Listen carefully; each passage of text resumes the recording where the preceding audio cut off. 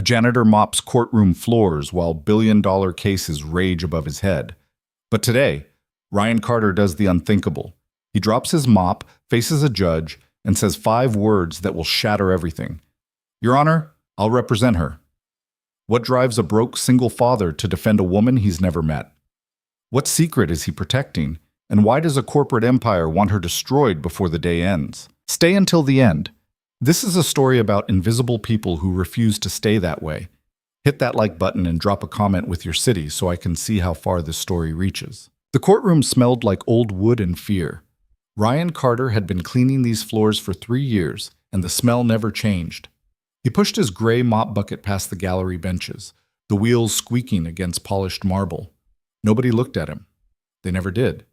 Maintenance guys were part of the furniture, visible only when something broke. He preferred it that way. All rise. Judge Marion Westbrook entered from her chambers, black robes sweeping. Ryan moved his bucket to the corner near the prosecution table and kept his head down. The case this morning was big. Helix Corporation versus Lena Brooks. He'd seen the headlines taped to the bulletin board in the courthouse break room. Billion-dollar lawsuit, tech theft allegations, blood in the water.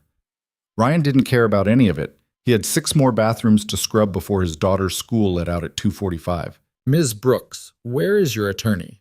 The judge's voice cut through the murmur of the gallery. Ryan glanced up without meaning to. A woman stood alone at the defense table, mid-20s, dark hair pulled back in a messy ponytail, wearing a blazer that looked like she'd slept in it. Her hands gripped the table's edge so hard her knuckles were white. I don't know, Your Honor. Her voice shook. Mr. Tillman was supposed to meet me here at 9. I've called him 4 times. It's 9:17, Ms. Brooks. I understand that. This is a civil matter involving alleged intellectual property theft amounting to $1.2 billion in claimed damages. Judge Westbrook leaned forward. You're telling me your counsel simply didn't show up? He's not answering his phone. A ripple of laughter spread through the prosecution side. Ryan saw 3 lawyers in sharp suits exchanging smirks. The lead attorney, Gerald Voss, according to the nameplate, stood slowly. Tall guy, silver hair, the kind of tan that came from country club Sundays. Your Honor, if I may, Voss's tone dripped sympathy. The defense has had 8 months to prepare. If Ms. Brooks is now unable to secure representation, perhaps we should discuss a default judgment and move to I'm not asking for a default judgment, Mr. Voss. Then what are you asking for? The judge sighed. I'm asking Miss Brooks why her attorney abandoned her on the morning of trial. Lena's face went pale. I paid him everything I had. That's not an answer. He took my retainer 3 weeks ago, $47,000, every dollar I could borrow. Lena's voice cracked. He said we had a strong case. He said, what your attorney said is irrelevant if he's not here. Westbrook glanced at the clock. I'm inclined to grant a continuance, but Mr. Voss is correct. You've had months. I can give you until Friday to retain new counsel, but I can't afford another lawyer. Silence dropped like a stone. Voss smiled. It wasn't kind. Your Honor, the defense has clearly failed to take this matter seriously. Helix Corporation has brought substantial evidence of trade secret misappropriation. Ms. Brooks founded Neural Green Technology using proprietary algorithms she developed while employed at Helix. Her so-called innovation is theft, plain and simple. If she cannot mount a defense, I didn't steal anything. Lena's voice cut across his. Neural Green's code is mine. I wrote it on my own time, with my own resources, using principles I'd been working on since college. Helix never owned it. Then prove it in court. I'm trying to. Voss turned to the judge. Your Honor, we move to proceed. The defense has no representation, no credible rebuttal, and apparently no means to continue. This is a waste of the court's time. Westbrook frowned.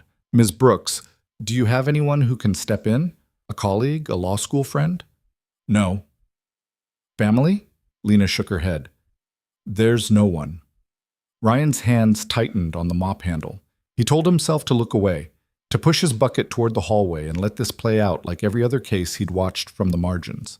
He had a daughter waiting for him after school, a rent payment due Thursday, a life that didn't include courtroom drama. But something in Lena's face held him. She wasn't crying, wasn't begging. She stood there, alone, surrounded by lawyers who could buy and sell her 10 times over. And she didn't flinch. Ryan knew that look. He'd worn it himself years ago, right before everything fell apart. "Then I'm granting a 1-week continuance," Westbrook said. "Ms. Brooks, you will retain counsel by next Monday, or I will have no choice but to— I'll represent her." The words came out of Ryan's mouth before his brain caught up. Every head in the courtroom turned. Ryan stepped away from his mop bucket. His uniform, navy blue with Carter stitched above the pocket, suddenly felt too tight. He walked forward, past the gallery rail, past the bailiff who looked at him like he'd lost his mind. Judge Westbrook's eyes narrowed. "Excuse me?" "I said I'll represent her." Ryan stopped at the defense table. Lena stared at him like he'd appeared out of thin air. "If Ms. Brooks consents, I'll serve as her attorney of record." Voss let out a bark of laughter. "Your Honor, this is absurd." "Who are you?" Westbrook asked. "Ryan Carter." He kept his voice steady. "Member of the California Bar. Active status." That got everyone's attention. Voss stepped forward, his smile gone. "You're a janitor." "Maintenance technician," Ryan corrected. "And a licensed attorney. Those two things aren't mutually exclusive." "You work here." Voss gestured around the courtroom. "You clean toilets." "Someone has to." "Your Honor, this is—" Westbrook held up a hand. "Mr. Carter, are you currently practicing law?" "No, Your Honor." "When was the last time you appeared in court?" Ryan hesitated. 7 years ago." "In what capacity?" "Criminal defense. Public defender's office." "And you left that position because—" "Personal reasons." Westbrook studied him for a long moment. "Miss Brooks, do you consent to Mr. Carter's representation?" Lena looked at Ryan. Up close, he could see the exhaustion in her face, dark circles under her eyes, a coffee stain on her sleeve. She'd been fighting this alone for months. "Do you know anything about intellectual property law?" she asked quietly. "Enough." "Enough to win?" Ryan met her eyes. "I don't know, but I know enough to make them work for it." She glanced at Voss, at his team of lawyers with their leather briefcases and confident smirks, then back at Ryan, standing there in his maintenance uniform with nothing but a mop bucket to his name. "Okay," Lena said. "Yes, I consent." Westbrook's eyebrows rose. "Mr. Carter, are you aware this is a billion-dollar civil case involving complex IP law?" "I am." "And you're prepared to defend Ms. Brooks starting today?" "No, Your Honor. I'd need time to review the case file." Voss laughed again. "This is a joke." "Then you won't mind the continuance," Ryan shot back. Westbrook looked amused despite herself. "Mr. Carter, I was about to grant Miss Brooks 1 week. That's not nearly enough time to prepare a defense of this magnitude. It'll have to be. You understand you'll be facing one of the top IP litigation firms in the state?" "I've noticed." Voss stepped forward. "Your Honor, Helix Corporation objects in the strongest possible terms. This man is clearly not qualified to—" "Mr. Voss," Westbrook's voice went cold. "Ms. Brooks has the right to representation of her choosing. If she wants to be represented by a maintenance worker who happens to have a law degree, that's her prerogative. You should be thrilled. It'll make your job easier." "But 1 week continuance. We reconvene Monday, April 28th, 9 a.m. sharp. Mr. Carter, I suggest you use that time wisely." Westbrook banged her gavel. "Court adjourned." The courtroom exploded into noise. Ryan stood frozen as reporters rushed forward, cameras flashing. Voss stormed past him, his team following like a pack of wolves. The bailiff approached with a clipboard, asking questions Ryan didn't hear. Lena grabbed his arm. "What just happened?" "I have no idea." "Are you insane?" "Probably." "I can't pay you. I don't have any money left." "I know." "Then why—" Ryan looked at her. "Because someone should." The hallway outside the courtroom was chaos. Reporters swarmed them the moment they stepped through the doors. Microphones thrust forward, cameras clicking, voices overlapping in a cacophony of questions. "Mr. Carter, why are you taking this case?" "Miss Brooks, do you have any comment on the allegations?" "Is it true you're being represented by a janitor?" Ryan put a hand on Lena's shoulder and steered her toward the stairwell. No comment. We have no comment. Mr. Carter, can you confirm you haven't practiced law in 7 years? What makes you think you can win against Helix Corporation? A woman in a red blazer blocked their path. Mr. Carter, I'm Rebecca Marsh from Tech Daily. Our readers want to know, is this a publicity stunt? Ryan stopped. Excuse me? You're a courthouse maintenance worker who suddenly decides to represent a defendant in a billion-dollar IP case. It looks like you're seeking attention. I'm seeking to do my job. Your job is mopping floors. Today my job is defending my client. Now, if you'll excuse us, one more question. Marsh didn't budge. Do you have any experience with intellectual property law? Ryan met her eyes. I have experience with people getting steamrolled by corporations who think money equals justice. That enough experience for you? He didn't wait for an answer. He guided Lena past Marsh and into the stairwell, the door cutting off the noise behind them. Lena leaned against the wall. That was a disaster, Ryan finished. I was going to say intense. Same thing. He rubbed his face. We need to get out of here before they camp outside. Where are we going? Somewhere we can talk without cameras. They took the stairs down 4 flights, emerging in the basement level near the maintenance offices. Ryan's territory. A few custodians looked up as they passed, eyebrows raised. Carter, one of them called. You really a lawyer? Apparently. Damn. Here I thought you were just bad at mopping. Ryan gave him a tired smile and kept walking. They exited through a service door that opened onto an alley behind the courthouse. The smell of garbage and exhaust was somehow cleaner than the courtroom had been. Lena took a shaky breath. I can't believe that just happened. Which part? All of it. You, the reporters. Voss looking like he wanted to murder someone. He did want to murder someone. Ryan checked his watch. We have about 6 hours before I need to pick up my daughter. We need to use them. For what? Building a case from scratch.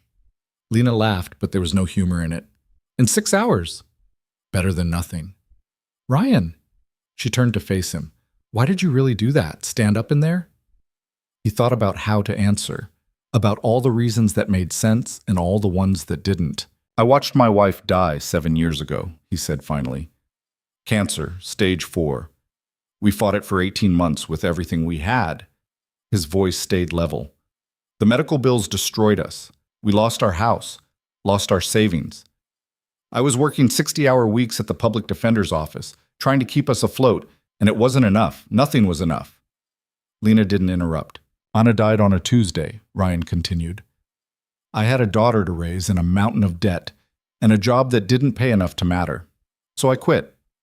Walked away from law because I couldn't be the person who fought for other people when I couldn't even save my own family. I'm sorry. Don't be. It's not your burden. Ryan looked at her. But standing in that courtroom today, watching you face down Voss and his army of lawyers, you reminded me of Anna. She never backed down either, not even when the odds were impossible. So this is about your wife? No. Ryan shook his head. This is about you, about someone needing help and everyone else walking past like you're invisible. I've been invisible for 3 years. I know what it feels like. Lena's eyes shone. Thank you. Thank me when we win. If we win. When? Ryan repeated. He pulled out his phone. First thing we need is a workspace. My apartment's too small and too loud. You have anywhere we can spread out? My apartment got foreclosed last month. I'm staying in a motel. Perfect. Legal strategy in a motel room. That'll impress the jury. There's a library nearby. They have conference rooms. Library it is. Ryan started walking. Come on, we're burning daylight. What? The clerk's office smelled like toner and old paper. Ryan filled out the emergency attorney substitution forms while Lena paced behind him. His hand shook slightly as he wrote, muscle memory kicking in from a lifetime ago. He'd forgotten how many boxes these things had. The clerk, a woman in her 50s with reading glasses on a chain, looked up from her computer. Mr. Carter? Yes? I need to verify your bar status. She typed something. Ryan Carter, California bar number? 247819. More typing. A pause. Her eyebrows rose. You're active. That's what I said. But you're listed as non-practicing. I'm practicing now. She studied him over her glasses. You know Judge Westbrook doesn't suffer fools. I'm aware. And you're going up against Harrington and Voss. They eat public defenders for breakfast. I'm not a public defender anymore. What are you? Ryan met her eyes. I'm a maintenance worker who used to be a lawyer. Today I'm a lawyer who used to be a maintenance worker. Tomorrow? Who knows? The clerk's expression softened. You've got guts, I'll give you that. She stamped the forms. You're official. Try not to get disbarred in your first week back. I'll do my best. Outside the clerk's office, Lena was waiting. Well, we're official. That's it? Just like that? Just like that. Ryan handed her a copy of the forms. Congratulations. You're now represented by the least qualified attorney in the building. You're the only one who showed up. That makes you the most qualified. They walked toward the exit. Ryan's former supervisor, Davis, intercepted them near the main doors. Carter. Davis was a broad man with a permanent scowl. What the hell are you doing? Taking a leave of absence. You can't just take a leave of absence. I can if I'm actively representing a client in court. You're a janitor. And a lawyer. Check the bar registry. Davis's scowl deepened. You're throwing away a steady job for this? I'm not throwing it away. I'm just pausing it. For how long? A week, maybe 2. And if you lose? Ryan shrugged. Then I'll be back to mopping floors, same as before. And if you win? That was the question Ryan didn't have an answer for. One crisis at a time, he said. Davis shook his head. Oofy, you're insane. Everyone keeps saying that. Because it's true. But Davis's expression shifted slightly, almost like respect. Good luck, Carter. You're going to need it. The library conference room was small, windowless, and smelled faintly of mildew. Perfect. Ryan spread documents across the table while Lena set up her laptop. They had 4 hours until he needed to leave for Sophie. 4 hours to build the foundation of a defense that should have taken months. Okay. Ryan pulled out a legal pad. Walk me through the timeline again. From the beginning. Lena took a breath. I graduated MIT in May 2020 with a dual degree, computer science and environmental engineering. My thesis was on using machine learning to predict soil contamination patterns. And that thesis is public record? Yes, it's in the university database. Anyone can access it. Good. That's our anchor. Shows the work existed before Helix. Ryan made notes. When did you start at Helix? August 2021, 15 months after graduation. Why the gap? I couldn't find work in environmental tech. The pandemic had crashed the job market. Helix was hiring, and I needed money. Lena pulled up her student loan statements on the laptop. I graduated with $180,000 in debt. Helix offered $95,000 a year plus benefits. I took it. Ryan scanned the loan documents. The numbers were brutal. Did you know they were a defense contractor when you applied? Not until the interview. By then I was desperate. What did they tell you the job entailed? Predictive analytics for logistics optimization. They said they wanted to expand into civilian applications of military technology. Lena's expression darkened. That should have been my first red flag. When did you meet Dr. Aldrich? First day. He was my direct supervisor. What was your initial impression? Brilliant. Intense. A little cold, but I figured that was just his personality. Lena paused. He seemed excited about my background. Said my environmental work could have interesting applications. Meaning? I didn't know then. I found out later he meant surveillance. Ryan leaned forward. Tell me about that. When did the surveillance angle come up? About 6 months in, March 2022, Aldrich called me into his office and showed me a Defense Department contract. They wanted a system to monitor enemy troop movements through agricultural disruption patterns. And he wanted you to build it. Using my algorithms, yes. Lena's hands clenched. He said it was a natural extension of my work. That predicting soil contamination was basically the same as predicting battlefield activity. What did you say? I said no. That's not what I built my research for. How did he react? He didn't yell. He didn't threaten. He just looked at me and said, I suggest you reconsider. Lena's voice went quiet. That's when I knew I'd made a mistake taking the job. Ryan made notes. Did you reconsider? No, I refused every time he asked. How many times did he ask? 7, over the next 2 months. And you documented this? Some of it. I have emails. She pulled up her archived mail folder. Here, for March through May 2022. Ryan read through them. The pattern was clear. Aldrich pushing, Lena declining, tension escalating. The emails got shorter, colder. By May, Aldrich wasn't even asking anymore. He was telling. From Marcus. Aldrich. To Lena Brooks. Date May 10th, 2022. Subject, Project Directive. Ms. Brooks, this is not a request. You will complete the battlefield monitoring prototype by end of month. Failure to comply will result in performance review and potential termination. Your cooperation is expected. Ryan tapped the email. This is good. Shows coercion. It gets worse. Show me. Lena clicked to the next message. From Marcus Aldrich. To Lena Brooks. Date, May 12th, 2022. Subject, RE, Project Directive. Ms. Brooks, I've reviewed your employment contract. Section 7.3 states that refusal to complete assigned work constitutes breach of agreement. I would hate to see your promising career derailed over stubbornness. Think carefully about your next move. Ryan felt something cold settle in his stomach. He threatened your career. In writing, yeah. Lena's jaw tightened. That's when I knew I had to leave. But I couldn't just quit. I needed to protect my own work first. What do you mean? I had notebooks, personal research from college, and my own time. I was terrified Aldrich would claim it belonged to Helix, so I started documenting everything. Timestamps, witnesses, anything that proved my work was mine. Smart. Not smart enough. Lena pulled out a flash drive. 3 days before I resigned, someone accessed my work computer remotely, downloaded all my files. Ryan went very still. Do you have proof? Server logs. I filed a complaint with IT, but they said it was a routine security audit. She plugged the flash drive into her laptop. I don't think it was routine.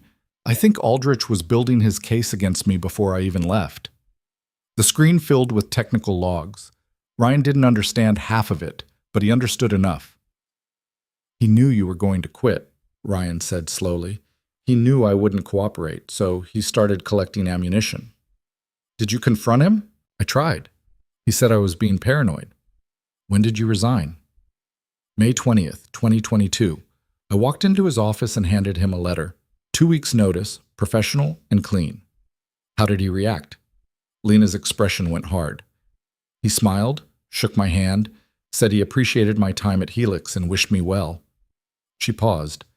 Then he said, I hope you've thought carefully about your future, Ms. Brooks. This industry is smaller than you think. A threat. A promise. Ryan sat back. When did you start Neural Green? 3 months later, August 2022. I used my severance and savings to incorporate. And the technology? All from my original college research. I didn't touch anything from Helix, not one line of code. Lena pulled up a GitHub repository. Look. Every commit is time-stamped. Every file is traceable to sources that predate my employment. Ryan scanned the code repository. The dates were clear. Initial commits from 2019 and 2020, long before Helix. This is strong, he said. Then why is Helix winning? Because they're not arguing facts. They're arguing narrative. Ryan tapped the screen. They're telling the jury a story. Ambitious young engineer takes job at prestigious company, steals their secrets, starts competing business. It's simple, it's compelling, and it doesn't require technical understanding. So what do? We tell a better story. Ryan pulled the legal pad closer. Brilliant engineer develops groundbreaking research in college. Takes job at defense contractor out of financial desperation. Refuses to weaponize her work, gets threatened, leaves, builds her dream on her own terms using her own innovation. Then the vindictive supervisor comes after her. Lena stared at him. You think that'll work? I think it's true. And juries respond to truth. Juries respond to whoever tells the best story. Then we'd better make ours bulletproof. They worked through the afternoon building timelines and evidence chains and witness lists. Ryan's phone buzzed at 2:30. A reminder. Pick up Sophie in 15 minutes. I have to go, he said. Lena looked up from her laptop. Can we meet tomorrow? 7 a.m. There's a diner on 5th Street called Rosie's. I'll be there. Bring everything you have. Code samples, documentation, anything that proves your work is yours. Okay, Ryan gathered his notes. Lena, I need to ask you something. What? Are you sure you want to do this? Fight, I mean. Because if we go forward, Helix is going to come at you with everything they have. It's going to get ugly. Lena met his eyes. They already destroyed my career, took my money, made sure I can't get funding or investors or even a job interview. Her voice didn't waver. They can't take anything else because there's nothing left to take. So yeah, I'm sure. Ryan nodded. Then we fight. Sophie was waiting on the school steps when Ryan pulled up. She jumped in, backpack bouncing. You're late. 3 minutes. Still late. Ryan smiled despite everything. How was school? Boring. We learned about fractions again. I already know fractions. Sophie buckled her seatbelt. Mrs. Patterson says I'm ahead. That's because you're smart. I know, she grinned. Can we get ice cream? Not today, kiddo. Why not? Because I just took on a $1 billion lawsuit with zero preparation and no idea what I'm doing, Ryan thought. Out loud, he said, because we have leftover pizza at home. Cold pizza isn't ice cream. No, but it's free. Sophie sighed dramatically. You're mean. I'm practical. They drove in comfortable silence for a while. Ryan watched her in the rearview mirror, 7 years old, gap-toothed, fearless. She looked like her mother. That used to hurt. Now it just made him tired. Dad? Yeah? Are you still sad? Ryan's hands tightened on the wheel. What makes you think I'm sad?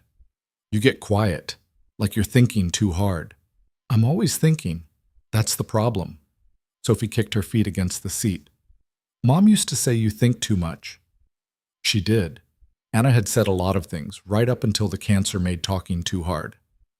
I'm not sad, Ryan said. Just busy. With what? Work stuff. Toilet stuff? Not exactly. Sophie studied him in the mirror. You're being weird. I'm always weird?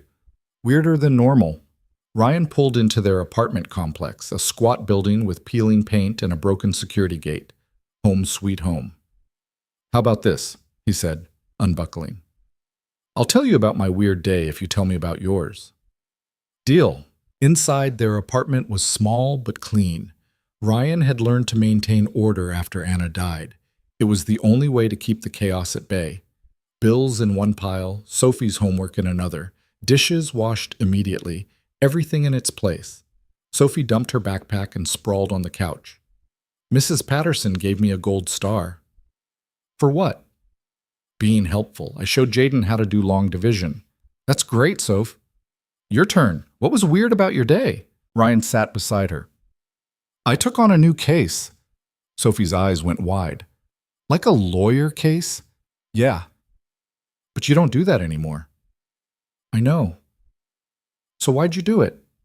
Ryan thought about Lena standing alone in that courtroom, about Voss's smug smile, about the way the whole system seemed designed to crush anyone who couldn't afford to fight back. Because someone needed help, he said finally. Sophie considered this. Is it a big case? Pretty big. Are you scared? Terrified. But you're doing it anyway? Yeah, Sophie grinned. That's brave. Or stupid. Brave, she insisted. She leaned against him. You're going to win, Dad. Ryan wrapped an arm around her. What makes you so sure? Because you're you. She said it like it was obvious, like 7 years of cleaning floors and dodging his past didn't matter, like he was still the person he used to be. Ryan held her close and tried to believe it. After Sophie went to bed, Ryan pulled out his laptop. The screen flickered to life, dusty from disuse. He hadn't opened a legal document in years. Hadn't needed to. The courthouse had plenty of lawyers. He just cleaned up after them. But muscle memory ran deep. He started with the basics. Pulled the case docket from the county clerk's online database. Helix Corporation versus Lena Brooks. Case number CV-2024-8847. Filed 8 months ago. The complaint was 73 pages long. Ryan downloaded it and started reading. The allegations were damning. Helix claimed Lena had developed Neural Green's core technology while employed as a junior systems engineer. They had emails, server logs, and witness testimony from her former supervisor. According to Helix, Lena had used company equipment, company time, and company data to build her startup, then lied about it to investors. If true, it was textbook trade secret theft. The damages section made Ryan's stomach turn. Helix was seeking $1.2 billion, a number designed to annihilate Lena financially and professionally. Even if she won, the legal fees alone would ruin her. He kept reading. Helix's evidence looked solid on the surface. There were emails from Lena's work account discussing algorithmic efficiency and predictive modeling, terms that could easily describe Neural Green. There were server logs showing she'd accessed Helix databases outside normal work hours. There was even a memo where she'd proposed exploring environmental applications of the company's existing machine learning tools. Any jury would see guilt, but Ryan had learned a long time ago that surface evidence could be misleading. The question wasn't whether Lena had worked on algorithms at Helix. Of course she had. The question was whether these specific algorithms belonged to the company or to her. That required digging deeper. Ryan opened a new tab and searched for Helix Corporation. The company website was sleek, corporate, full of buzzwords about innovation and global solutions. But a press release from 3 years ago caught his eye. Helix acquires MindWorks AI in $400 million deal. MindWorks. That name sounded familiar.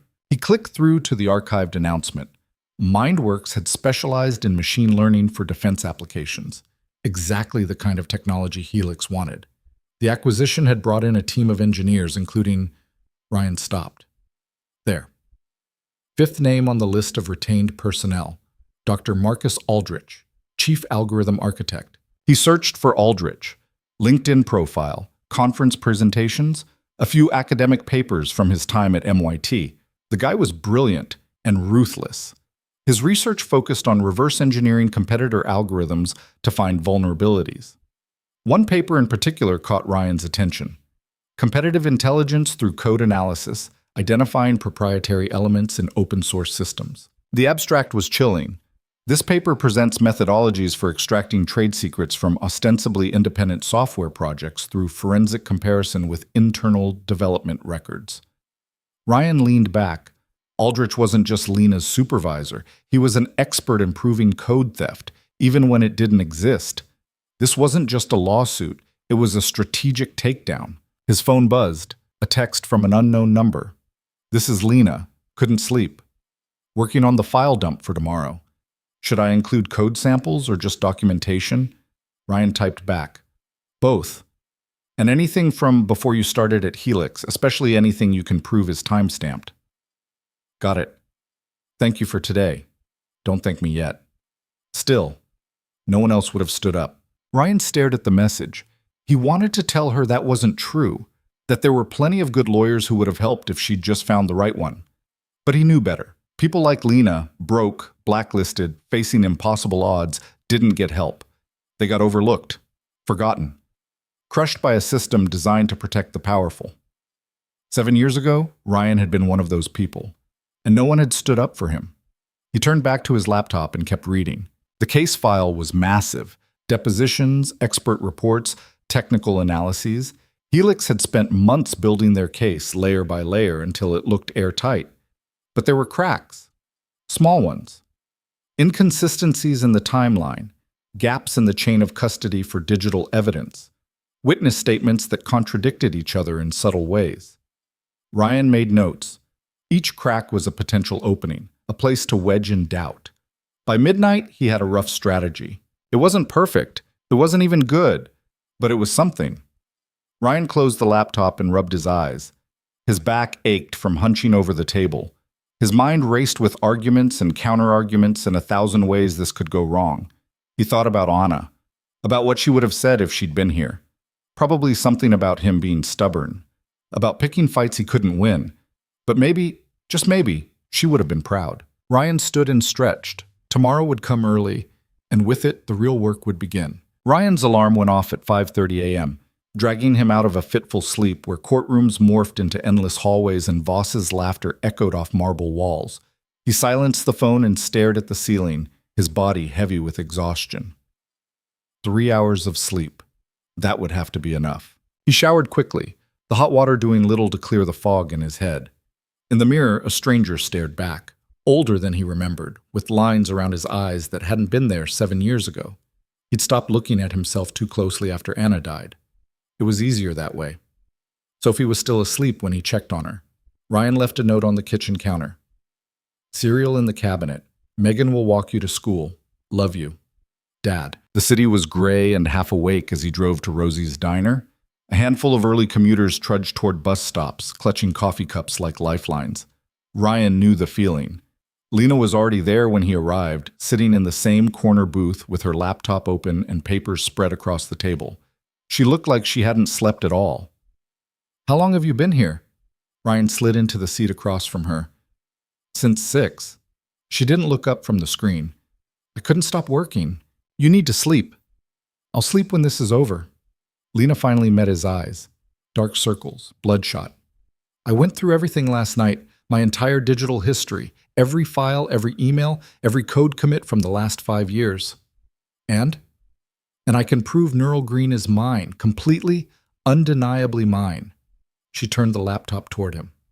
Look, the screen showed a detailed timeline. On the left, entries from 2019 and 2020, thesis work, research notes, early code experiments. All time-stamped, all documented. On the right, her employment at Helix, August 2021 through May 2022. And in between, a clear gap. No overlap. No crossover. This is good, Ryan said. It's better than good. It's bulletproof. Lena pulled up another file. Here, my original GitHub repository for Neural Green. First commit, August 8th, 2020, over a year before I even applied to Helix. Ryan scanned the commit history. The dates were clean, the progression logical. Can Helix argue you backdated these? No. GitHub timestamps are cryptographically verified. You can't fake them. Lena's voice carried a thread of hope.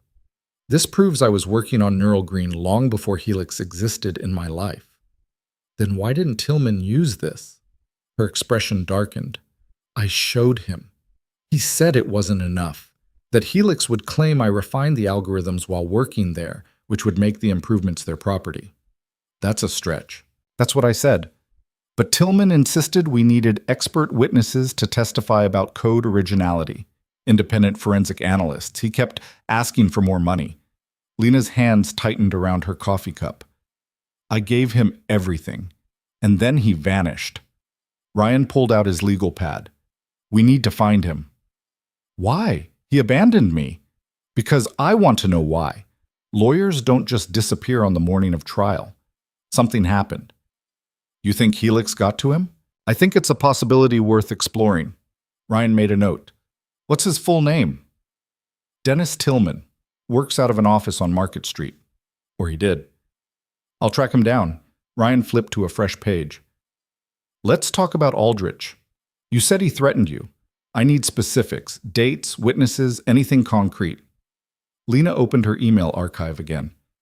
Most of it was verbal. In his office, behind closed doors. But there are emails. She pulled up a message from May 2022. Ryan read it twice, committing the wording to memory. This is coercion, he said. I know. Did anyone else witness his behavior? There were other engineers, but they won't testify. They're all still at Helix. All of them? Everyone I worked with. Helix pays well and has non-disparagement clauses in their severance agreements. No one's going to risk their career for me. Ryan tapped his pen against the pad. What about people who left? Anyone else quit around the same time you did? Lena paused. There was one guy, Adrian Chen.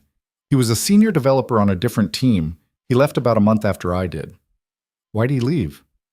I don't know. We weren't close. She frowned. But I remember seeing him arguing with Aldrich in the hallway once. It looked intense. Do you have contact information for him? I can try to find him on LinkedIn. Do that. Ryan checked his watch. We have 5 days until trial. That's not enough time to build a traditional defense, so we're going to have to be smart about this. What does that mean? It means we focus on what we can prove and attack what they can't. Ryan leaned forward. Helix's case rests on the idea that you stole their technology, but they have to prove ownership first. If we can show your work predates theirs, their whole argument collapses. That's what the GitHub timeline does. Partially. But Helix will argue you used their resources to improve your original work. We need to prove you didn't. How? By showing exactly what you did at Helix versus what you did on your own time. Ryan pulled out a blank sheet. I need you to map out your daily routine while you worked there. What time you started, what time you left, what projects you were assigned to, everything. That's going to take hours. Then you'd better start now. Lena nodded and pulled her laptop closer. Her fingers moved across the keyboard with the kind of speed that came from years of coding. Ryan watched her work, impressed despite himself. Whatever else she was, Lena Brooks was no fraud. She had the technical chops to back up her claims. The waitress came by with coffee refills. Ryan ordered eggs and toast he wasn't hungry for. Lena didn't order anything. You need to eat, Ryan said. I'm not hungry. Eat anyway. You're no good to either of us if you pass out. She gave him a look but ordered oatmeal. While they waited for food, Ryan pulled out the case file he'd printed the night before. Helix's complaint was a masterpiece of legal intimidation, dense, technical, designed to overwhelm. But buried in the footnotes were details that didn't quite line up. Here, he pointed to a paragraph on page 47. Helix claims you accessed their proprietary database on March 3rd, 2022 at 11:47 p.m. and downloaded files related to neural network architecture. I remember that night. I was working late on a deadline. What deadline? Aldrich had assigned me to optimize a logistics algorithm. It was legitimate work. Can you prove that? I have the project assignment email, and the code I wrote is still in Helix's repository. It's completely unrelated to Neural Green. Ryan made a note. They're trying to paint routine work as theft. That's desperation. Or confidence. They know most juries won't understand the technical details. Then we make it simple. Ryan met her eyes. We tell them you're an engineer who did your job while you were there and pursued your own dream when you weren't. That's not theft. That's ambition. Lena's expression softened. You're good at this. I used to be. You still are. Ryan didn't know how to respond to that. He turned back to the documents, uncomfortable with the praise. Their food arrived. Lena picked at her oatmeal while Ryan forced down eggs that tasted like cardboard. His mind was already 3 steps ahead, planning depositions and cross-examinations and a dozen other things he hadn't done in 7 years. Tell me about Voss, Lena said suddenly. What about him? You didn't seem intimidated by him yesterday. Everyone else is. Ryan shrugged. I've faced worse. Like what? He thought about the prosecutor who'd gone after one of his clients with fabricated evidence, about the judge who'd refused to grant a continuance when Ryan's wife was dying, about the system that ground people down until they had nothing left to give. Voss is a bully in an expensive suit, Ryan said finally. Bullies rely on intimidation. Take that away and they're just men. How do you take it away? By not flinching. Lena studied him. Is that what you're doing? Not flinching? I'm trying. Are you scared? Terrified. But you're here anyway. So are you. She smiled faintly. I guess we're both idiots. Probably. Ryan pushed his plate aside. Come on, we've got work to do. They spent the next 3 hours in the library, building a comprehensive timeline of Lena's work history. Every project at Helix cross-referenced with her personal code commits. Every late night at the office matched against server logs. Every email, cataloged and annotated. By noon, they had a clear picture. Lena had done her job at Helix competently and professionally, and in her spare time, she'd built something entirely separate. Ryan sat back, reviewing the timeline. This is solid. Is it enough? For reasonable doubt? Maybe. For a clear win? He shook his head. We need more. Like what? Like someone from inside Helix who can testify that Aldrich had a vendetta against you. Someone who saw what really happened. I told you, no one will talk. Then we make them want to talk. Ryan pulled out his phone. Give me Adrian Chen's contact info. Lena pulled it up on LinkedIn. Ryan copied the number and stepped outside to make the call. 3 rings, then a cautious voice. Hello? Adrian Chen? Who's asking? My name is Ryan Carter. I'm an attorney representing Lena Brooks in a case against Helix Corporation. Silence. Mr. Chen, I know you used to work at Helix. I know you left around the same time Lena did, and I know you had issues with Dr. Marcus Aldrich. I can't talk about this. I'm not asking you to violate any agreements. I just want to know if you'd be willing to meet. Off the record. Why would I do that? Because Helix is trying to destroy someone's life, and I think you know what that feels like. More silence. Then, I signed an NDA. I'm not asking you to break it. I'm asking you to listen. A long pause. Ryan could hear traffic in the background, the muffled sounds of a city. There's a coffee shop on Hayes Street, Chen said finally. The Blue Door. I can be there at 2. I'll be there. Chen hung up. Ryan went back inside. Lena looked up from her laptop. Well? He'll meet me. 2 o'clock. Do you think he'll help? I think he's scared. But scared people sometimes do brave things when they realize they're not alone. That's optimistic. I'm testing out optimism. See how it fits. Lena almost smiled. How's it feel? Weird, Ryan admitted. I'll let you know if it works. The Blue Door was a cramped coffee shop wedged between a dry cleaner and a convenience store. Ryan arrived 10 minutes early and claimed a table in the back corner. The place smelled like burnt espresso and old pastries.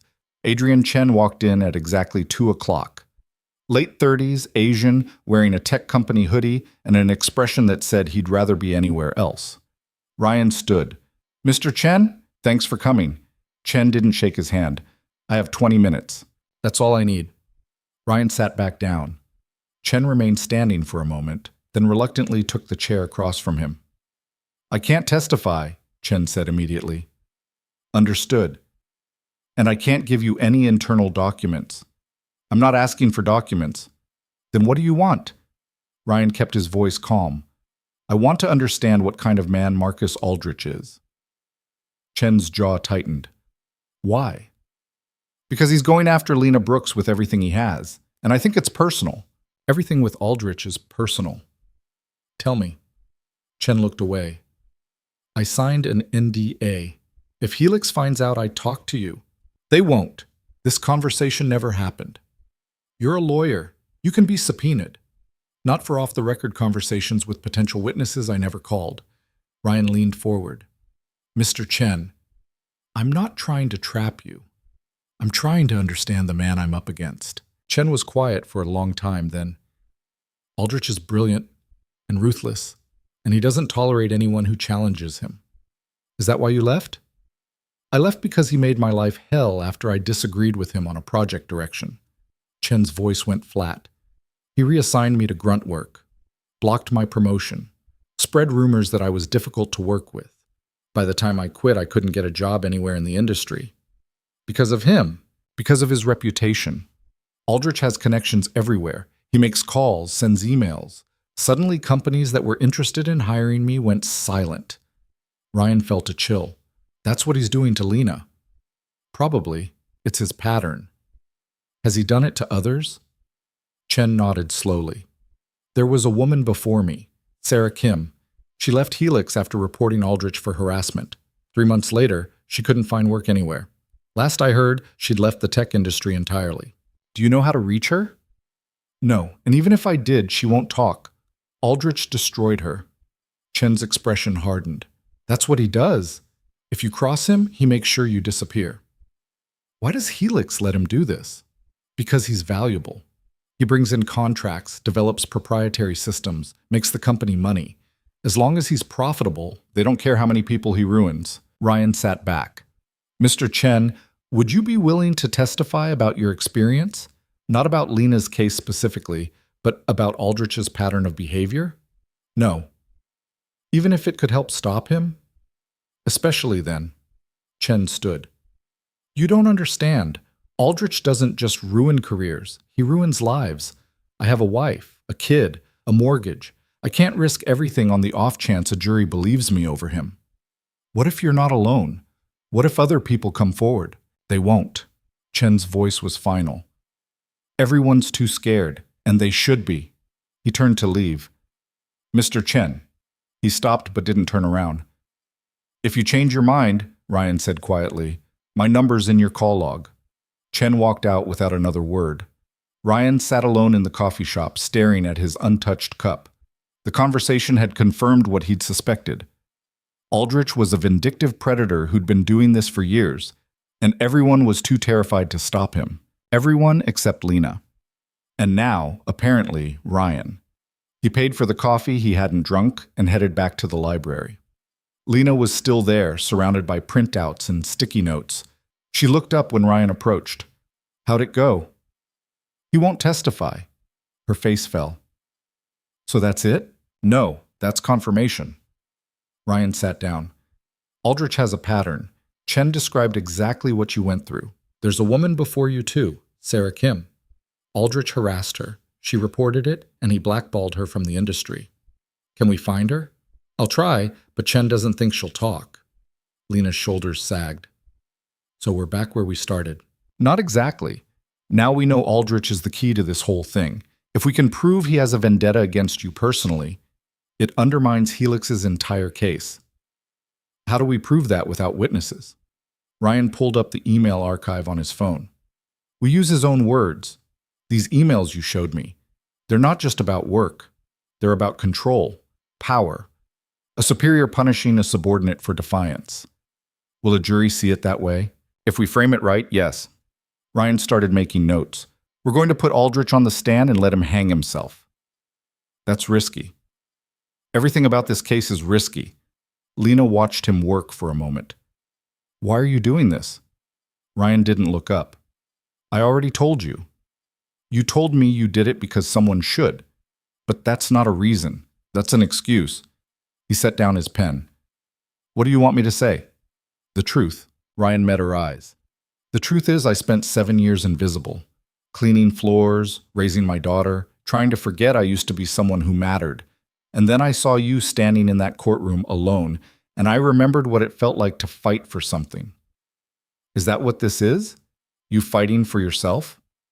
No, I'm fighting for you, but maybe in the process I'll remember who I used to be. Lena's expression softened. Thank you. Don't thank me yet.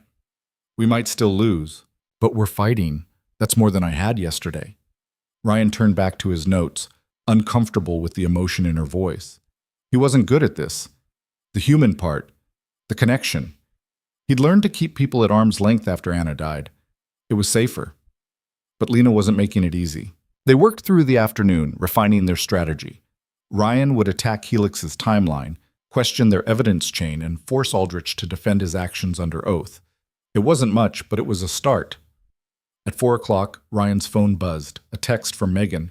Sophie's asking when you'll be home. Everything okay? He typed back, on my way. Thanks for watching her. I have to go, he told Lena. Your daughter? Yeah. How old did you say she was? 7. Lena packed up her laptop. Does she know what you're doing? She knows I took a case. She doesn't know I'm in way over my head. You're not. Ryan gave her a tired look. I haven't practiced law in 7 years, Lena. I'm rusty, underprepared, and outgunned. I'm the definition of over my head. But you're here. So are you. I don't have a choice. Neither do I. Ryan gathered his notes. Meet me tomorrow. Same time, same place. I'll be there. Outside, the city had turned cold. Rain threatened but hadn't started yet. Ryan drove home through rush hour traffic, his mind churning through arguments and counter-arguments. When he pulled up to the apartment, Sophie was waiting at the window. She ran out the moment he parked, backpack bouncing. You're late again, she announced. I know. Sorry, kiddo. Megan made me do homework. Good for Megan. Sophie climbed into the car. Are you winning your case? Not yet. But you will? Ryan pulled out of the lot. I'm trying. That's what you always say. Because it's true. Sophie kicked her feet against the seat. Mrs. Patterson asked about you today. What'd she ask? If you were okay, she said you looked tired when you dropped me off yesterday. I am tired. Are you sleeping? Not much. Mom used to say you don't sleep enough. Ryan's hands tightened on the wheel.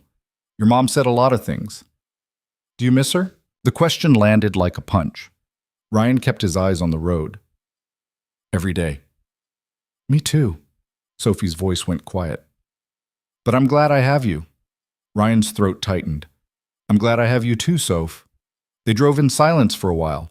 Then Sophie asked, Is your case important? Yeah. More important than me? Ryan pulled over. He turned to face his daughter. Nothing is more important than you understand that? Sophie nodded slowly. This case, it's something I need to do. But you're the reason I do anything. Ryan reached back and squeezed her hand. You're my whole world, kiddo. Even when you're busy? Especially when I'm busy. Sophie smiled. Okay. Okay. Okay. She leaned back in her seat. Can we get pizza for dinner? Frozen pizza or delivery? Delivery. We can't afford delivery. You always say that. Because it's always true. Sophie sighed dramatically. Fine. Frozen. Ryan smiled despite everything. That's my girl. At home, he heated up frozen pizza while Sophie did homework at the kitchen table. Normal. Routine. The kind of evening that used to bore him to tears but now felt like a lifeline. After dinner, Sophie watched cartoons while Ryan opened his laptop at the kitchen table. The case file stared back at him, dense and overwhelming. He started drafting an opening statement. Ladies and gentlemen of the jury, this case is about a young woman who dared to dream. He deleted it. Too flowery. Lena Brooks is not a thief. She's an innovator. Delete. Too defensive. Helix Corporation wants you to believe. Delete. Too accusatory. Ryan rubbed his eyes. Opening statements were supposed to frame the narrative, set the tone, give the jury a lens through which to view the evidence. But every version he wrote sounded wrong. Maybe because he didn't believe they could win. Maybe because he was too tired to think straight. Maybe because he'd forgotten how to do this. Dad? Ryan looked up. Sophie stood in the doorway holding her stuffed rabbit. Yeah, kiddo? Are you okay? I'm fine. You look sad. Just tired. Sophie walked over and climbed into his lap, something she hadn't done in months. She was getting too big for it, but Ryan didn't care. You're gonna win, she said. What makes you so sure? Because you're the best dad in the world, and best dads don't lose. Ryan held her close. That's not how the world works, Soph. It's how it should work. Yeah, it should. He carried her to bed 20 minutes later, tucking her in with the rabbit beside her. Night, Dad. Night, kiddo. Love you? Love you too. Ryan stood in the doorway for a moment, watching her settle into sleep. Then he went back to his laptop. He stared at the blank opening statement for another hour before giving up. Tomorrow. He'd figure it out tomorrow. At midnight, Ryan finally closed the laptop and went to bed. But sleep didn't come easy. His mind raced with everything he didn't know, everything he'd forgotten, everything that could go wrong. Somewhere across the city, Lena was probably awake too, staring at code and wondering if this was all a mistake. And in some expensive office downtown, Voss was probably sleeping soundly, confident in his inevitable victory. Ryan turned over and tried to silence his thoughts. Morning came too soon. When the alarm went off at 5:30, Ryan felt like he'd barely slept. He went through the motions, shower, coffee, another note for Sophie, and drove to Rosie's diner in the pre-dawn dark. Lena was already there. She looked worse than yesterday. Did you sleep at all? Ryan asked. An hour. Maybe. She had pushed a flash drive across the table. I found something. What? Emails I'd forgotten about from other engineers at Helix. Lena's eyes were bright with exhaustion and something else. Hope, maybe. They're not willing to testify, but some of them documented problems with Aldrich. Complaints to HR that went nowhere. Ryan plugged the drive into his laptop. A folder opened. 17 PDF files, each one a complaint or incident report. He scanned through them. Different names, different dates, but the same pattern. Aldrich bullying subordinates, blocking promotions, retaliating against anyone who disagreed with him. This is good, Ryan said slowly. It's better than good. It shows Aldrich has been doing this for years. That I'm not the only one. Can we subpoena HR records? Maybe. But Helix will fight it. Let them fight. Ryan made notes. This gives us ammunition for cross-examination. Even if we can't introduce the complaints directly, we can ask Aldrich about his management style. Make him defend himself. Will that be enough? I don't know, but it's more than we had yesterday. They spent the morning strategizing. Ryan drafted questions for Aldrich's cross-examination, while Lena mapped out the technical differences between her work at Helix and her work on Neural Green. By noon, Ryan's phone rang. Unknown number. Ryan Carter. Mr. Carter, this is Dennis Tillman. Ryan froze. Lena looked up sharply. Mr. Tillman, where the hell have you been? I'm sorry. I know I left Ms. Brooks in a difficult position. You abandoned her on the morning of trial. I know. Tillman's voice was strained. I'm calling to explain. I'm listening. Can we meet in person? There are things I need to tell you that I can't say over the phone. Ryan glanced at Lena. She was watching him intently. When and where? Ryan asked. There's a park near the courthouse. Harrison Park. Can you be there in an hour? I'll be there. Tillman hung up. Lena leaned forward. What did he say? He wants to meet. Says he has things to tell me. Do you trust him? No, but I want to hear what he has to say. Harrison Park was a small square of green wedged between office buildings. Tillman was sitting on a bench near the fountain, looking like a man who hadn't slept in days. Ryan approached cautiously.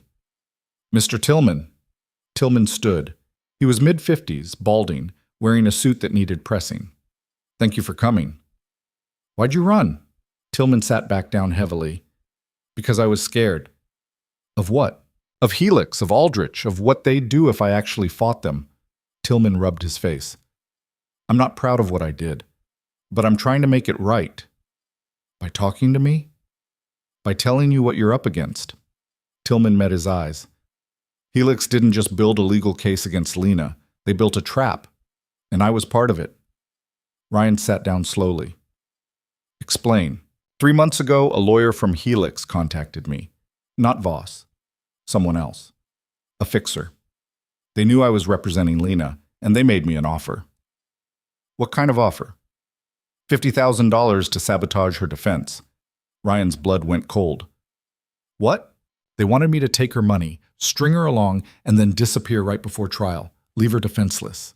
Tillman's voice shook. I said no at first, but they kept increasing the offer, and I have debts, problems. I convinced myself it wasn't that bad, that Lena would just find another lawyer. But she couldn't. I know that now. Tillman looked away. I'm a coward, Mr. Carter. But I'm not a monster. I can't live with what I did.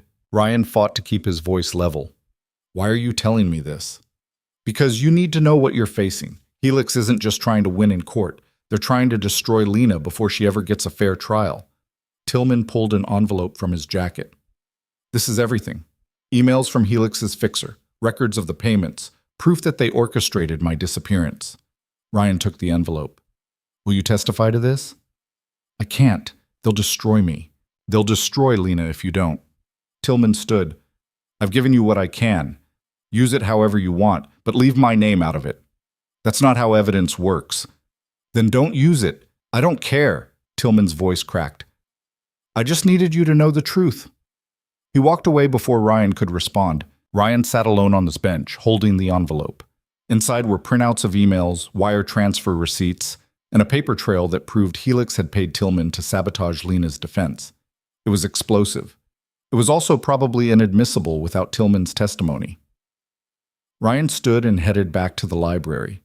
Lena was exactly where he'd left her, surrounded by papers. She looked up when he approached. Well? Ryan dropped the envelope on the table. Helix paid Tillman to abandon you. Lena stared at the envelope, then at Ryan. What? They orchestrated the whole thing, paid him $50,000 to take your money and disappear. That's... Lena's voice failed. That's illegal. It's fraud, obstruction, maybe even conspiracy. Ryan sat down. It's also our smoking gun. Can we use it? Not without Tillman testifying, and he won't. Lena's face fell. So it's useless. Not useless, just complicated. Ryan pulled out his phone. I need to make a call. He dialed the courthouse clerk's office. "This is Ryan Carter. I need to file an emergency motion." "What kind of motion, Mr. Carter?" "Motion to compel testimony and motion for sanctions against opposing counsel." "That's serious." "I'm aware." 20 minutes later, Ryan had filed the paperwork. Lena watched him work, her expression unreadable. "What happens now?" she asked. "Now we force Tillman to testify. He doesn't get to drop a bomb like this and walk away." "What if he refuses?" "Then the judge holds him in contempt. Either way, the truth comes out." Lena sat back. "This is insane." "Yeah. Do you think it'll work?" Ryan looked at the evidence spread across the table, at Lena's exhausted face, at the impossible fight they'd somehow ended up in.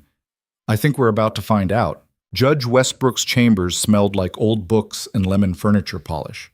Ryan sat across from her desk, acutely aware that his shirt was wrinkled and he probably looked like he'd been awake for 3 days straight, because he had been. Westbrook was reading his emergency motion with an expression that gave nothing away. Voss sat to Ryan's left, radiating contempt. His suit probably cost more than Ryan's car. "Mr. Carter," Westbrook said finally, setting down the papers. "This is quite an allegation." "It's documented, Your Honor." Ryan kept his voice steady. "I have emails, wire transfers, and a confession from Mr. Tillman himself." "A confession he's not willing to testify to," Voss interjected smoothly. "Your Honor, this is a transparent attempt to delay proceedings and smear Helix Corporation with baseless accusations." "Baseless?" Ryan turned to face him. "I have proof your client paid Ms. Brooks's attorney to sabotage her defense. You have documents of questionable origin obtained from a disgraced lawyer who abandoned his client." Voss didn't even look at Ryan. "This is hearsay at best, fabrication at worst." "Then let's put Tillman on the stand and find out." Westbrook held up a hand. "Gentlemen, Mr. Carter, where is Mr. Tillman now?" "I don't know, Your Honor. He contacted me yesterday, provided this evidence, and disappeared again." "How convenient." "Your Honor." "Mr. Carter, I understand your frustration, but without Tillman's testimony, this evidence is inadmissible. You know that." Ryan did know that, but he'd been hoping desperation would count for something. "Your Honor, at minimum, this warrants an investigation. If Helix engaged in fraud to obstruct Ms. Brooks's defense, if," Westbrook emphasized, "you're asking me to delay a trial and investigate a corporation based on documents you can't authenticate and testimony from a witness who won't appear. I'm asking you to consider that my client has been systematically denied her right to a fair defense." Voss leaned back in his chair. "Your Honor, Ms. Brooks has representation. She has Mr. Carter, who volunteered for this role with full knowledge of the timeline. The fact that he now regrets his impulsive decision doesn't constitute grounds for delay." Ryan's jaw tightened. "This isn't about timeline. This is about corruption." "Alleged corruption," Voss corrected, "based on uncorroborated claims from a man with every incentive to lie. Why would Tillman lie about this? Perhaps he's embarrassed about abandoning his client and invented a conspiracy to absolve himself. Perhaps you paid him to create this story. Perhaps that's absurd." "Is it? You're a maintenance worker playing lawyer. Who knows what you're capable of?" Ryan started to rise from his chair. Westbrook's voice cut through the tension like a blade. "Sit down, Mr. Carter." He sat. Westbrook fixed both lawyers with a hard stare. "Here's what's going to happen. Mr. Carter, I'm denying your motion to compel. Without Tillman's cooperation, there's nothing to compel. However," she turned to Voss, "I'm also denying any motion for sanctions against Mr. Carter for bringing this allegation. If even half of what he claims is true, it warrants scrutiny." "Your Honor, I'm not finished, Mr. Voss. The trial proceeds as scheduled. Monday morning, 9 a.m. sharp. But I'm putting both sides on notice. I will not tolerate any impropriety in my courtroom. If I find evidence of fraud or obstruction, I will refer this matter to the bar and the district attorney. Am I clear?" "Yes, Your Honor," Ryan said. Voss nodded stiffly. "Good. Now get out of my chambers. I have actual work to do." Outside in the hallway, Voss caught up to Ryan. "A word, Mr. Carter." Ryan stopped but didn't turn around. "What?" "You're in over your head. You know it, I know it, and by Monday the jury will know it." Voss's voice was quiet, almost friendly. "Do yourself a favor. Convince Ms. Brooks to settle." Helix is willing to be generous. Generous how? They'll drop the lawsuit in exchange for Neural Green's complete dissolution. Ms. Brooks signs an NDA, agrees never to work in environmental tech again, and walks away with her freedom. Ryan turned to face him. That's not generosity, that's destruction. It's mercy. The alternative is a verdict that bankrupts her and ruins whatever's left of her reputation. Voss adjusted his cufflinks. Think about your daughter, Mr. Carter. Think about what happens when you lose this case and can't even go back to mopping floors because you've made yourself unemployable. How do you know about my daughter? I know everything about you. 7 years ago, you were a promising public defender. Then your wife got sick and you fell apart. Quit your job, walked away from law, spent the last 3 years invisible. Voss smiled. You think standing up in that courtroom made you visible again? It just made you a target. Ryan's hands clenched. Are you threatening me? I'm educating you. This isn't a fight you can win. Helix has unlimited resources, unlimited time, and unlimited patience. You have none of those things. I have the truth. The truth? Voss laughed. Mr. Carter, the truth is whatever the jury believes, and juries believe polished presentations from credible experts, not fairy tales from janitors. I'm a lawyer. You're a man pretending to be a lawyer. There's a difference. Voss turned to leave. My offer stands until Sunday night. After that, we bury you both. He walked away, his footsteps echoing down the marble hallway. Ryan stood there for a long moment, breathing hard. Then he pulled out his phone and called Lena. How'd it go? She asked immediately. Motion denied. We go to trial Monday. Silence on the other end. Lena? I'm here. Her voice was hollow. I knew it was a long shot. Voss just offered a settlement. What kind of settlement? They drop the lawsuit if you dissolve Neural Green and agree never to work in environmental tech again. More silence. Lena, you still there? That's everything I've worked for. Everything I am. I know. They want me to just disappear. Yeah.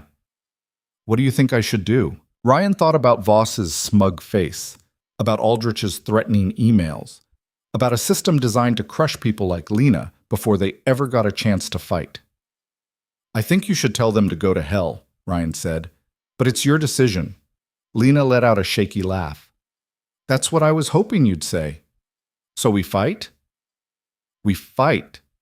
Ryan felt something shift in his chest. Relief, maybe, or terror. Hard to tell the difference anymore. Okay, meet me at the library in an hour. We have work to do. The next 3 days blurred together into a relentless marathon of preparation. Ryan and Lena effectively moved into the library's conference room, spreading documents across every available surface. The librarian stopped asking when they'd leave and started bringing them coffee. Ryan drafted opening statements while Lena built demonstrative exhibits, side-by-side code comparisons, timeline charts, technical diagrams that would make sense to a jury. They worked 16-hour days, breaking only when Ryan had to pick up Sophie or Lena's eyes started crossing from exhaustion. On Thursday night, Ryan's phone rang at 11 p.m.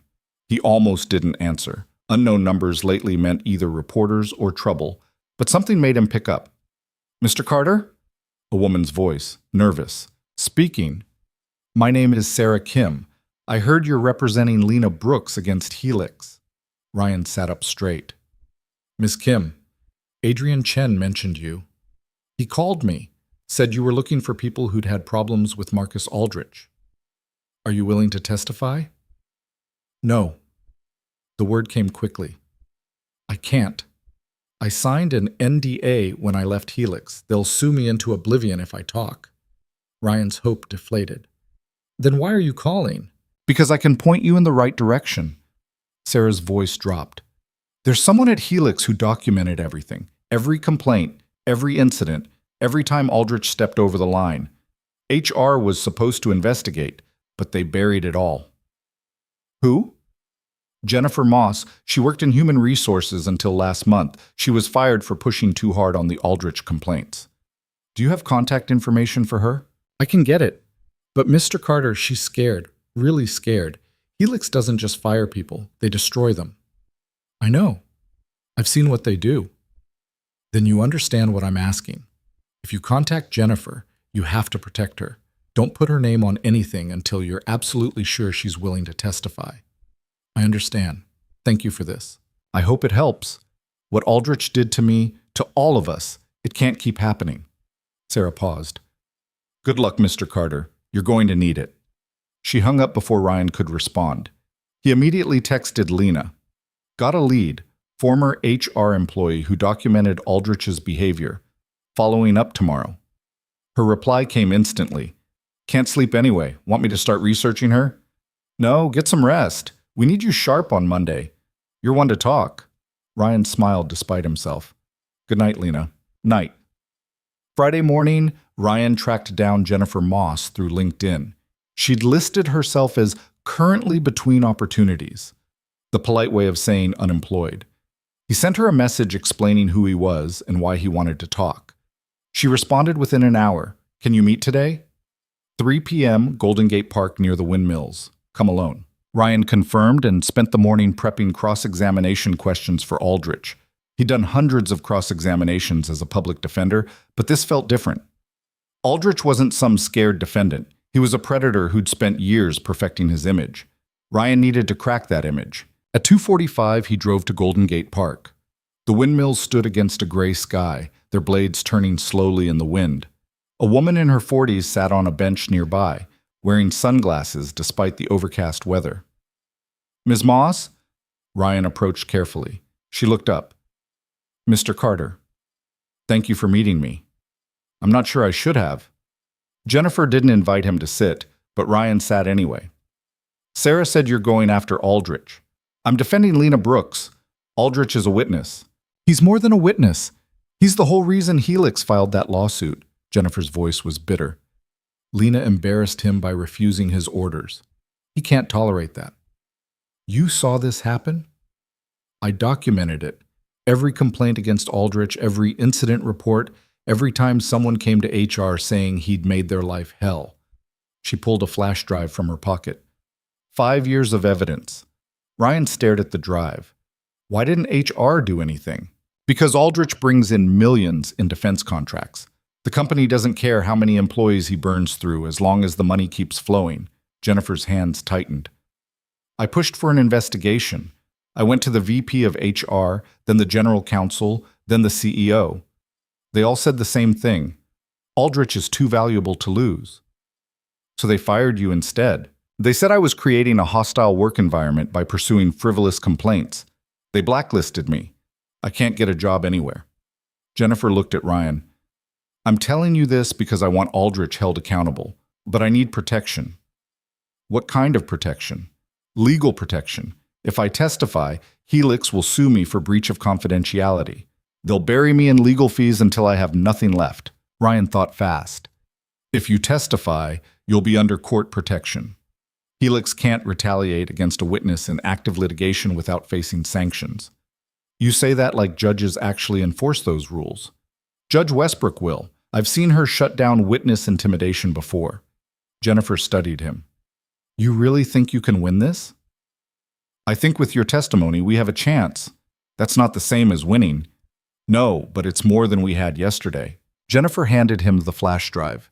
Everything's on here. Complaints, emails, internal memos. It's all time-stamped and cross-referenced. Ryan took it carefully. Will you testify? Ask me again after you've reviewed the files. If you still think it'll help, then we'll talk. Fair enough. Jennifer stood to leave, then paused.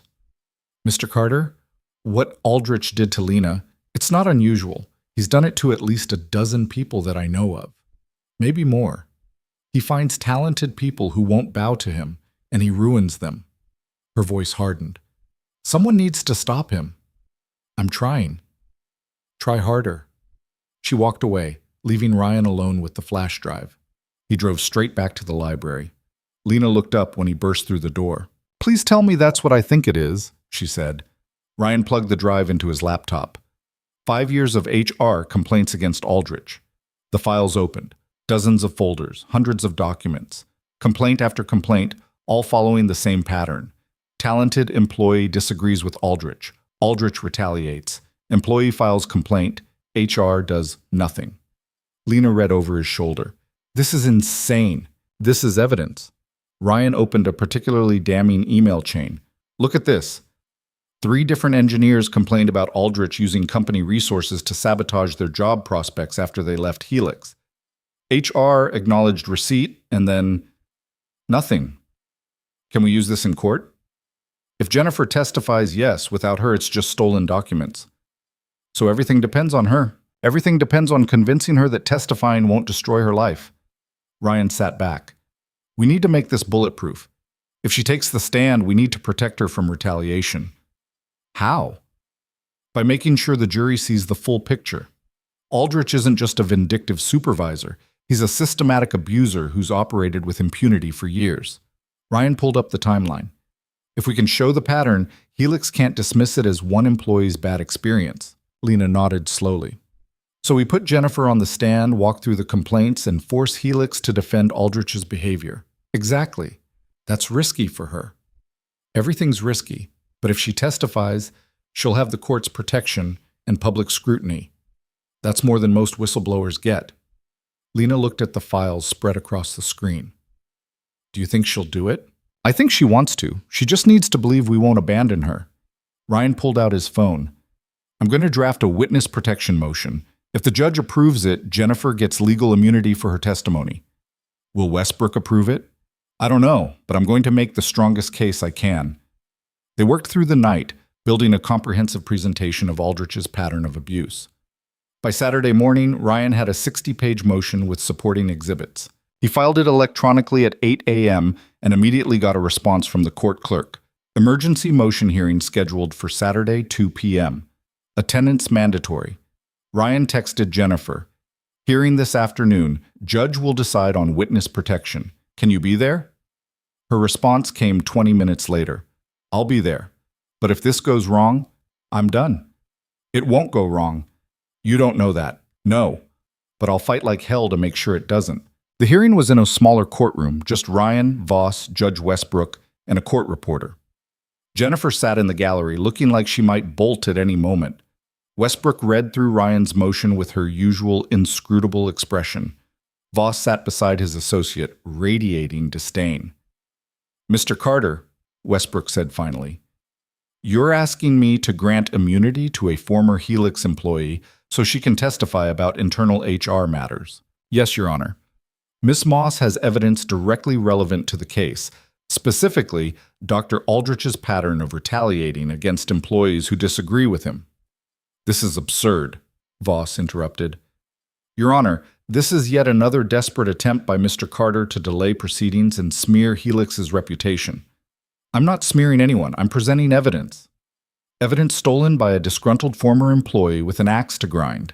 Ryan turned to face Voss.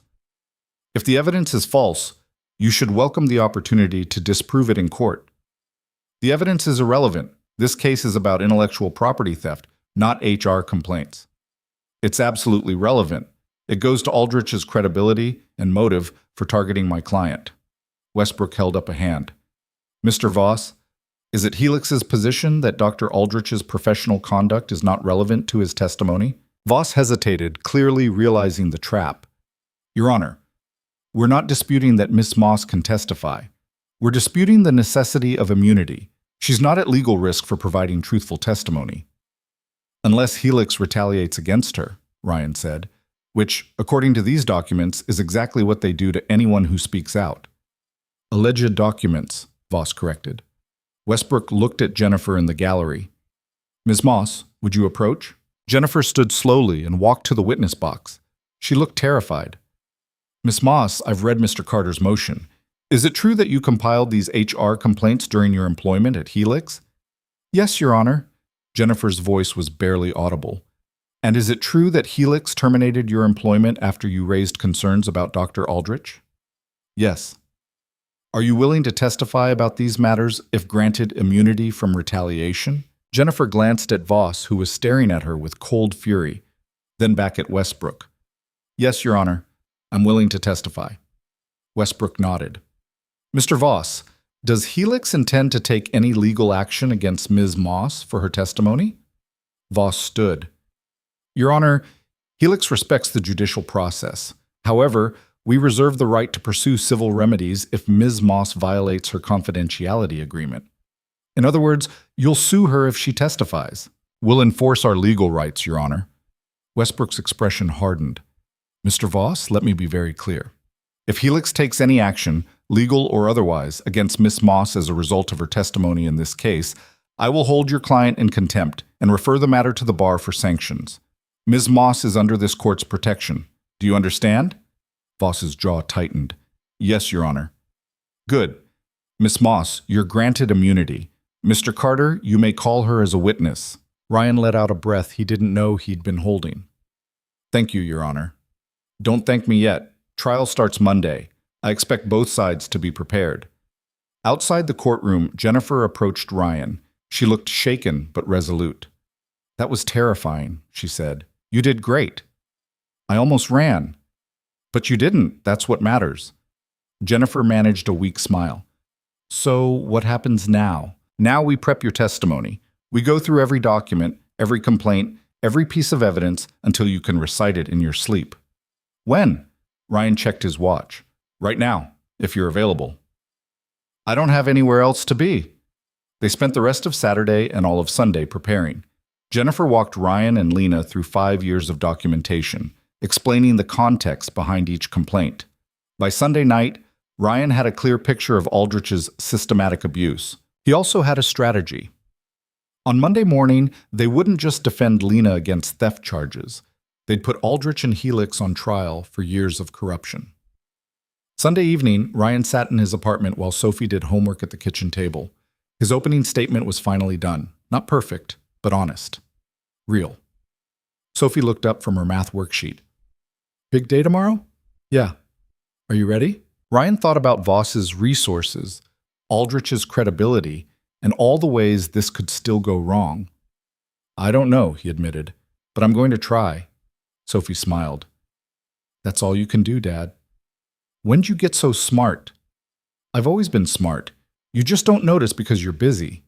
Ryan laughed despite everything. Fair point. His phone buzzed. A text from Lena. Can't sleep. Keep thinking about tomorrow. He typed back. Same.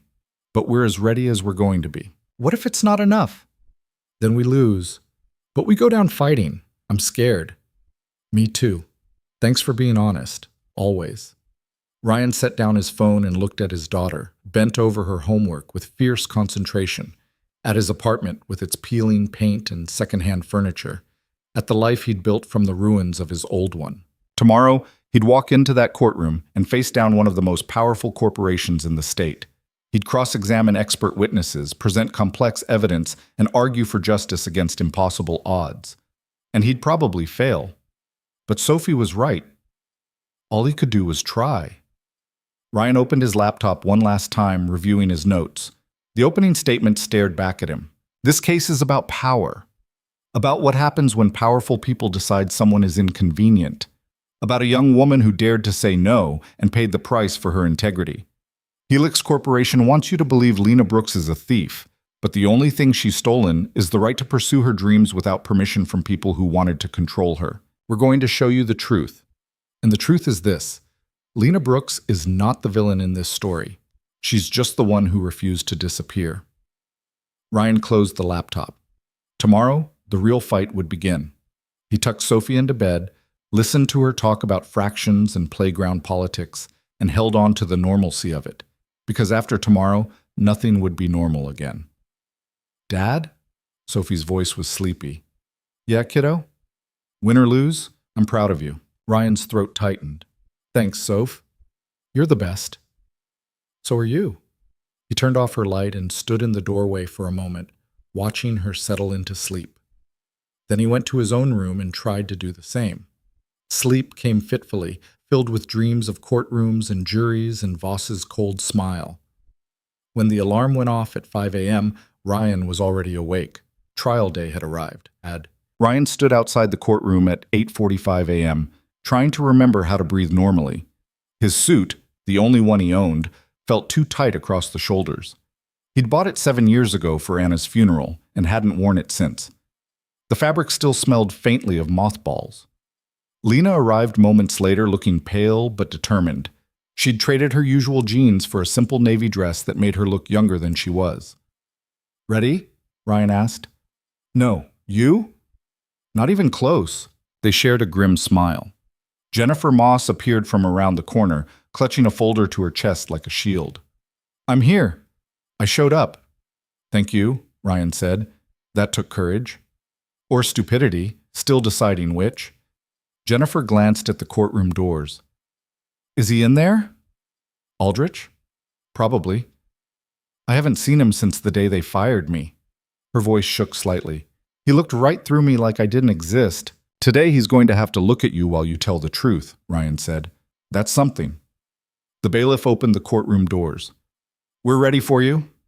Ryan's stomach dropped. This was it. No more preparation, no more strategy sessions. Just him, Lena, and a jury that would decide whether a maintenance worker could take down a billion-dollar corporation. The courtroom was packed. Reporters filled the gallery, cameras ready. Ryan spotted a few faces he recognized from the courthouse. Custodians who'd worked alongside him, security guards, even Davis, his former supervisor. They'd come to watch him either succeed or fail spectacularly. Voss sat at the prosecution table with two associates, their briefcases arranged with military precision.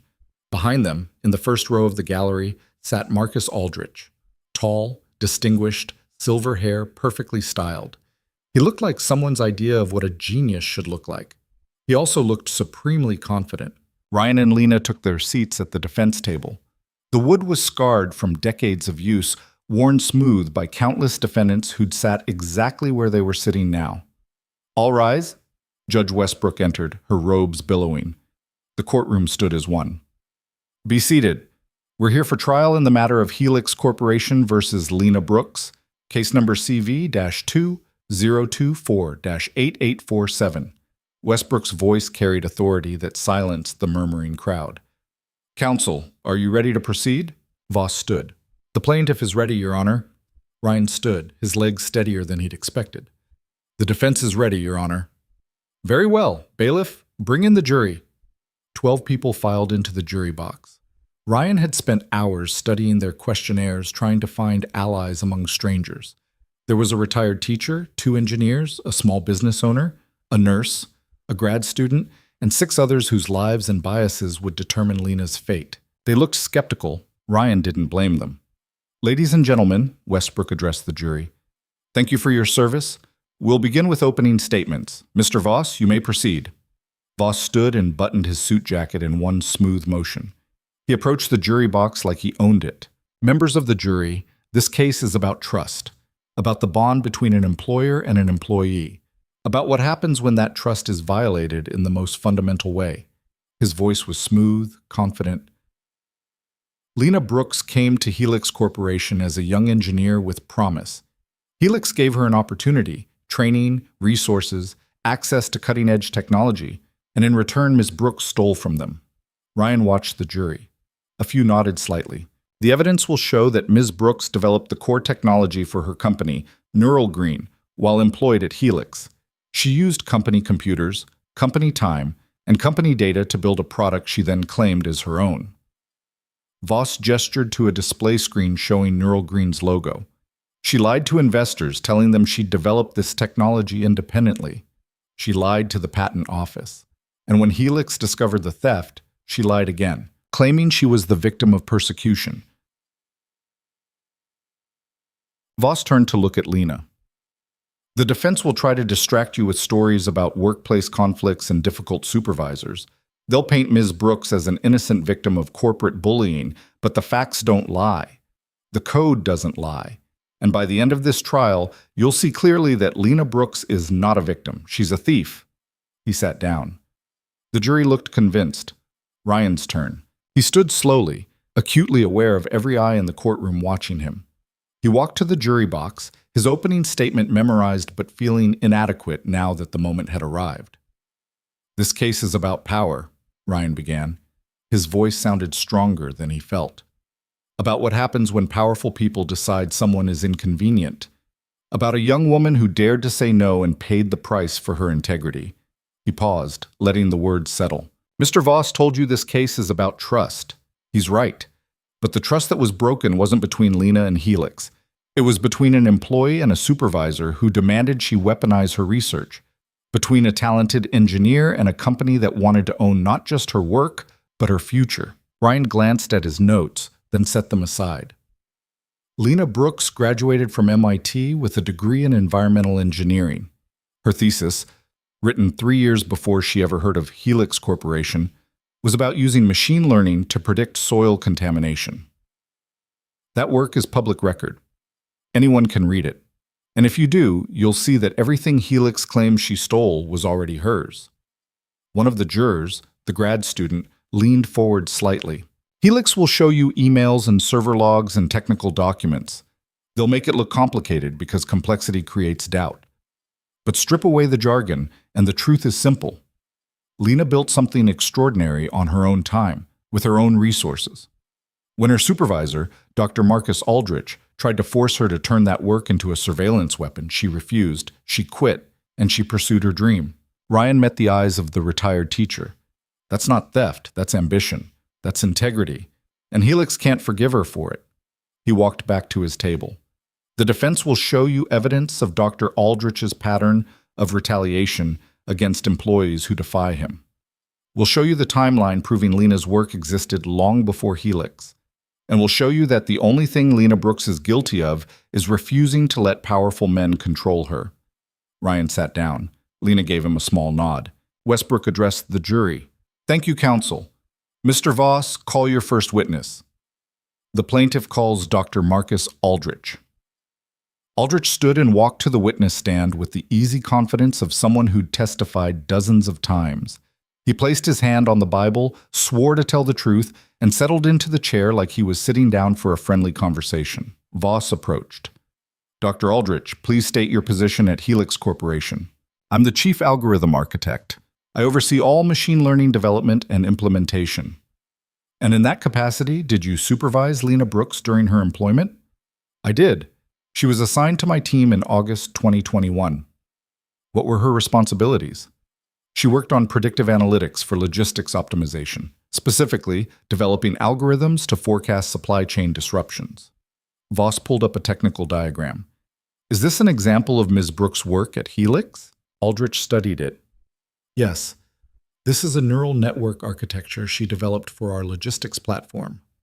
And does this architecture bear any similarity to the technology used in Neural Green? Substantial similarity. The core principles are identical. Ryan made notes. Aldrich was smooth, credible, every inch the expert witness. Voss continued. Dr. Aldrich, when did you first become aware that Ms. Brooks might be developing competing technology? In early 2022. I noticed she was accessing databases outside her assigned projects. When I asked about it, she became defensive. What did you do? I documented my concerns and reported them to HR. Did you confront Ms. Brooks directly?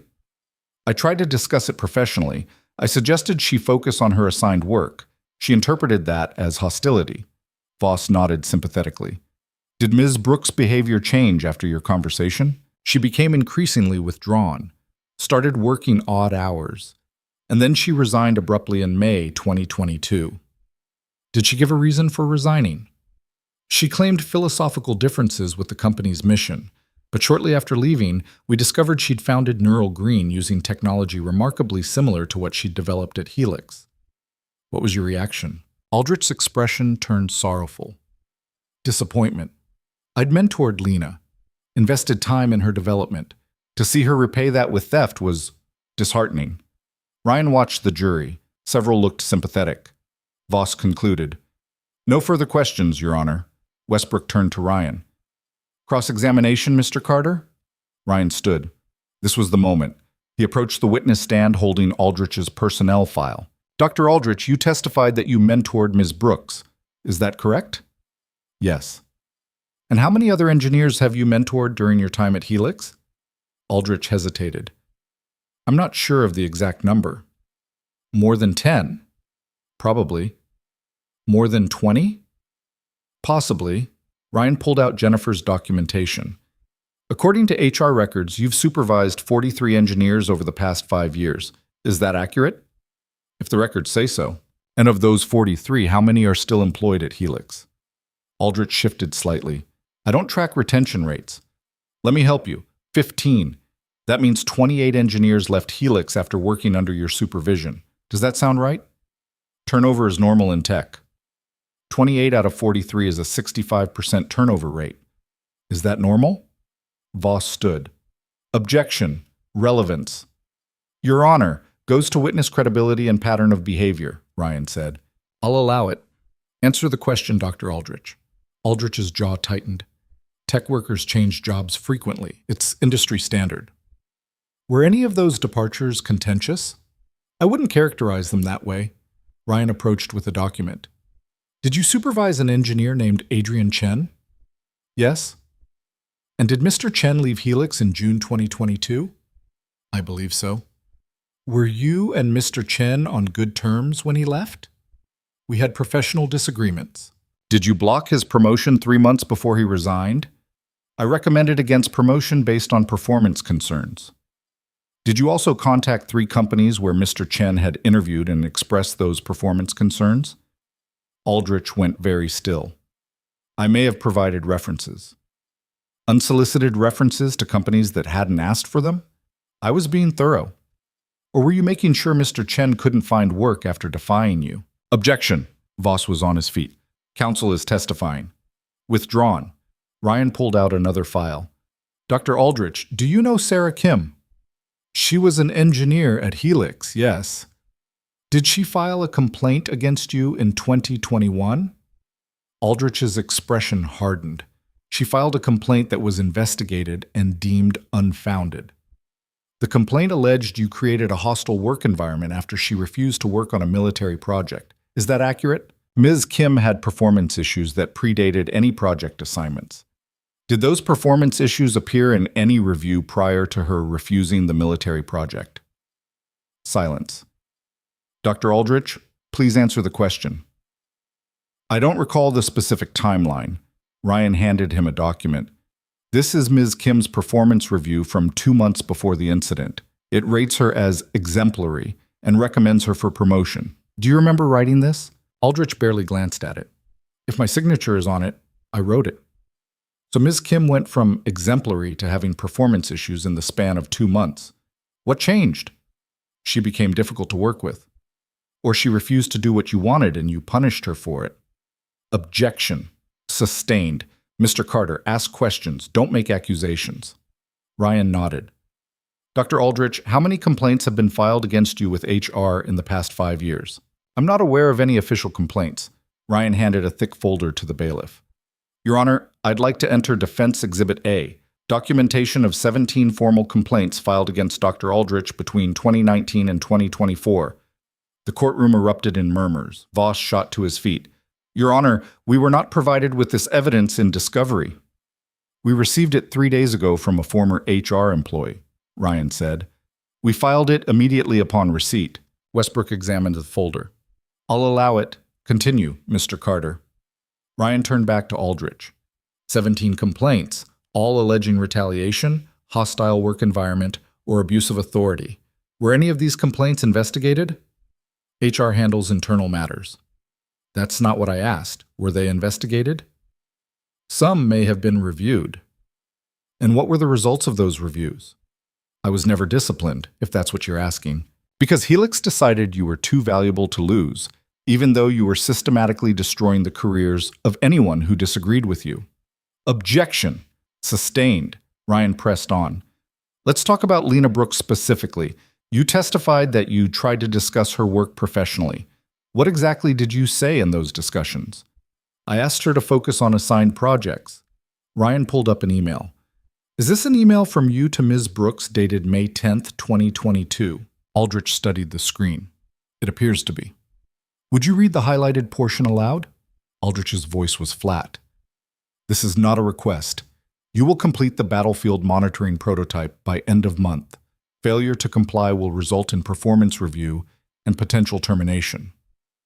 Does that sound like a professional discussion? I was clarifying expectations. You were threatening her job because she wouldn't weaponize her research. That's her interpretation. What's your interpretation? I was managing a difficult employee. Ryan stepped closer. Dr. Aldrich, Isn't it true that you targeted Ms. Brooks because she refused to let you control her work? No. Isn't it true that when she quit, you couldn't accept that she defied you? No. So you manufactured this lawsuit to destroy her. Objection. Withdrawn. Ryan looked at the jury. No further questions. Ryan sat down. Lena leaned close. That was incredible. We'll see, Ryan murmured. Westbrook addressed Voss. Redirect? Voss stood. Dr. Aldrich, Mr. Carter has painted you as some kind of villain. But the fact remains that Lena Brooks developed technology at Helix and then used it to start a competing company. Is that correct? Yes, that's exactly what happened. And regardless of any workplace disagreements, that constitutes theft under the law. It does. Thank you. Nothing further. Aldrich stepped down. He walked past Ryan without looking at him. The rest of the day was a parade of technical experts. Helix brought in code analysts who showed side-by-side comparisons of Lena's work at the company and Neural Green's algorithms. To a jury of non-experts, it looked damning.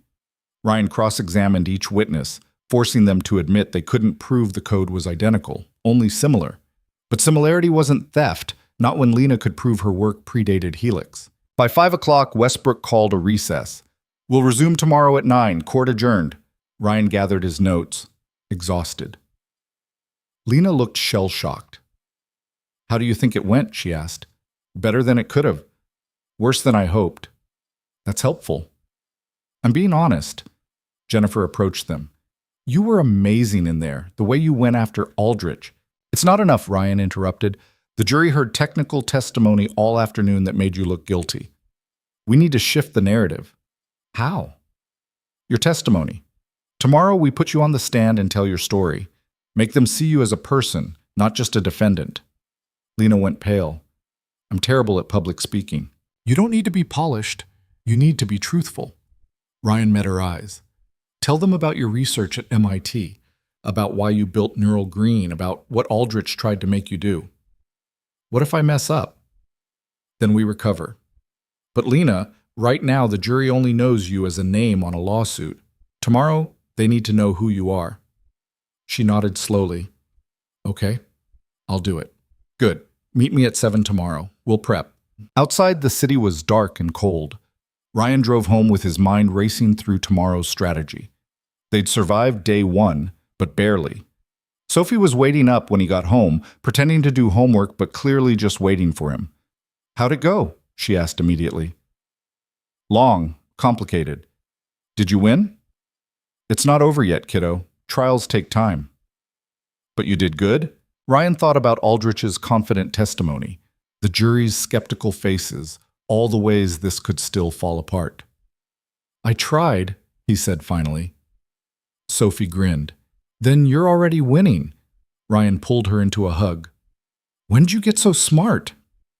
I've always been smart, Dad. You just forget sometimes. He held her close, grateful for this small person who believed in him even when he didn't believe in himself. Get to bed, Soph. School tomorrow. You too. You look tired. I am tired. Then sleep. I will. But he didn't. After tucking Sophie in, Ryan spent 3 more hours preparing for Lena's testimony. Every question had to be perfect, every answer anticipated.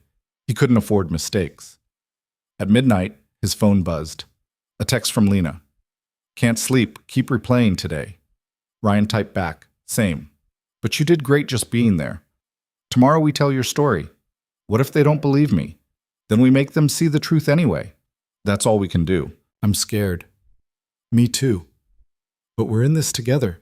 Thank you, Ryan, for everything. He stared at the message, not sure how to respond.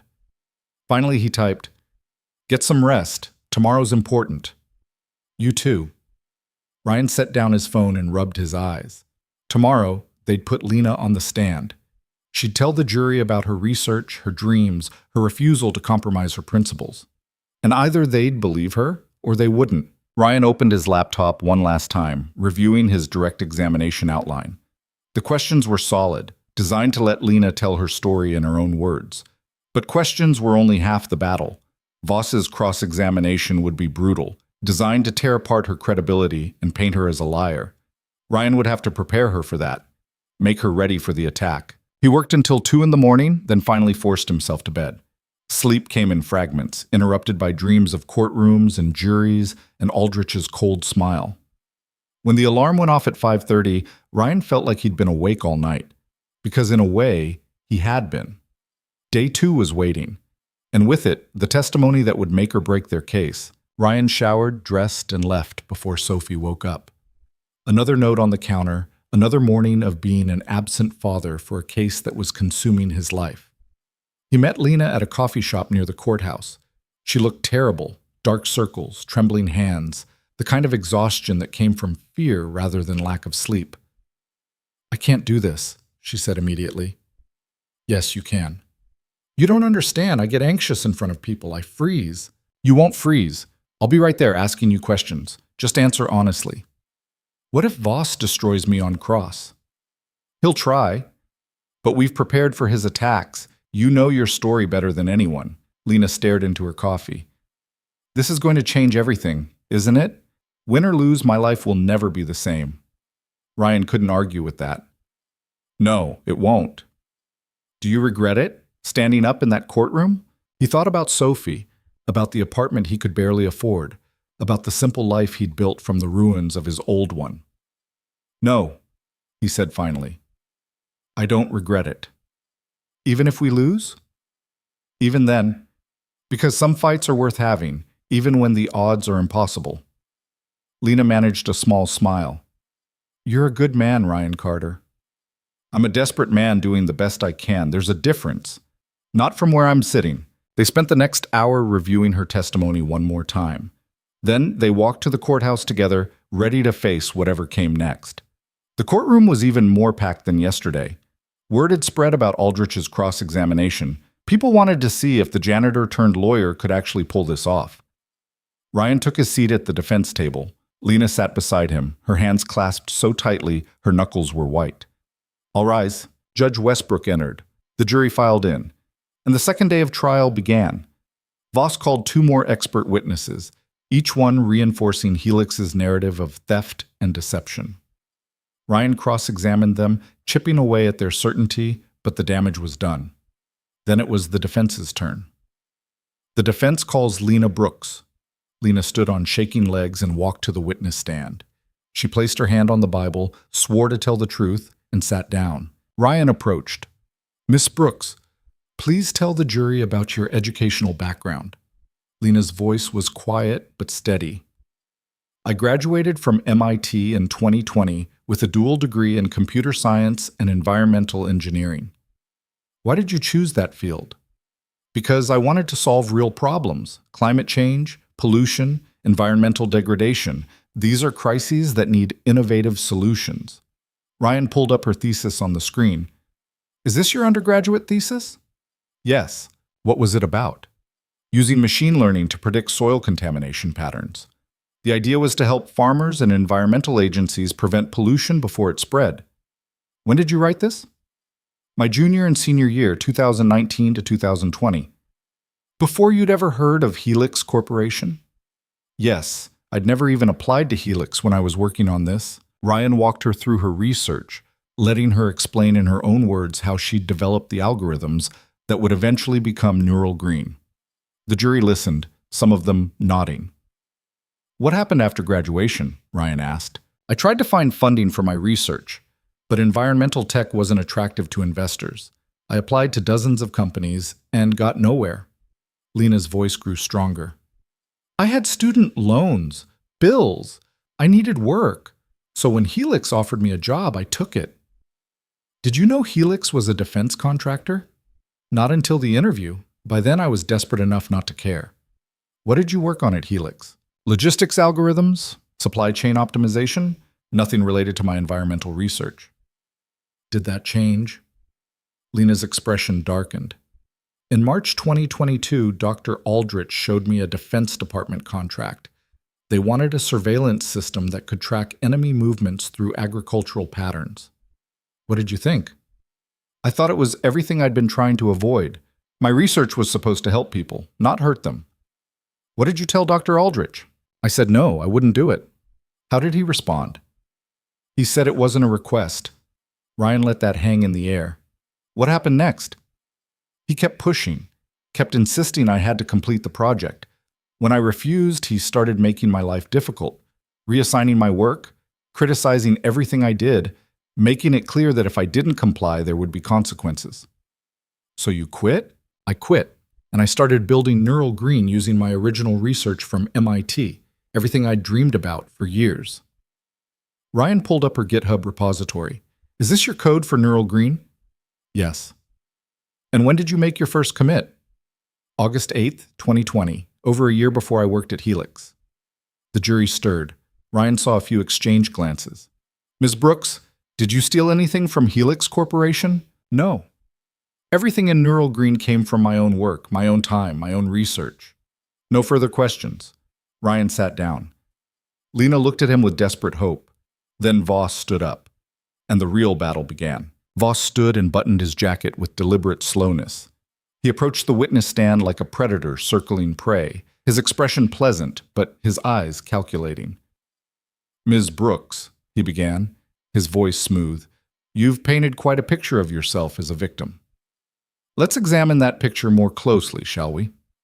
Lena straightened in her chair. I'm not painting anything. I'm telling the truth. The truth. Yes, let's talk about truth. Voss pulled up a document on the screen. You testified that you never worked on environmental monitoring algorithms while at Helix, is that correct? I worked on logistics algorithms. That's different. Is it?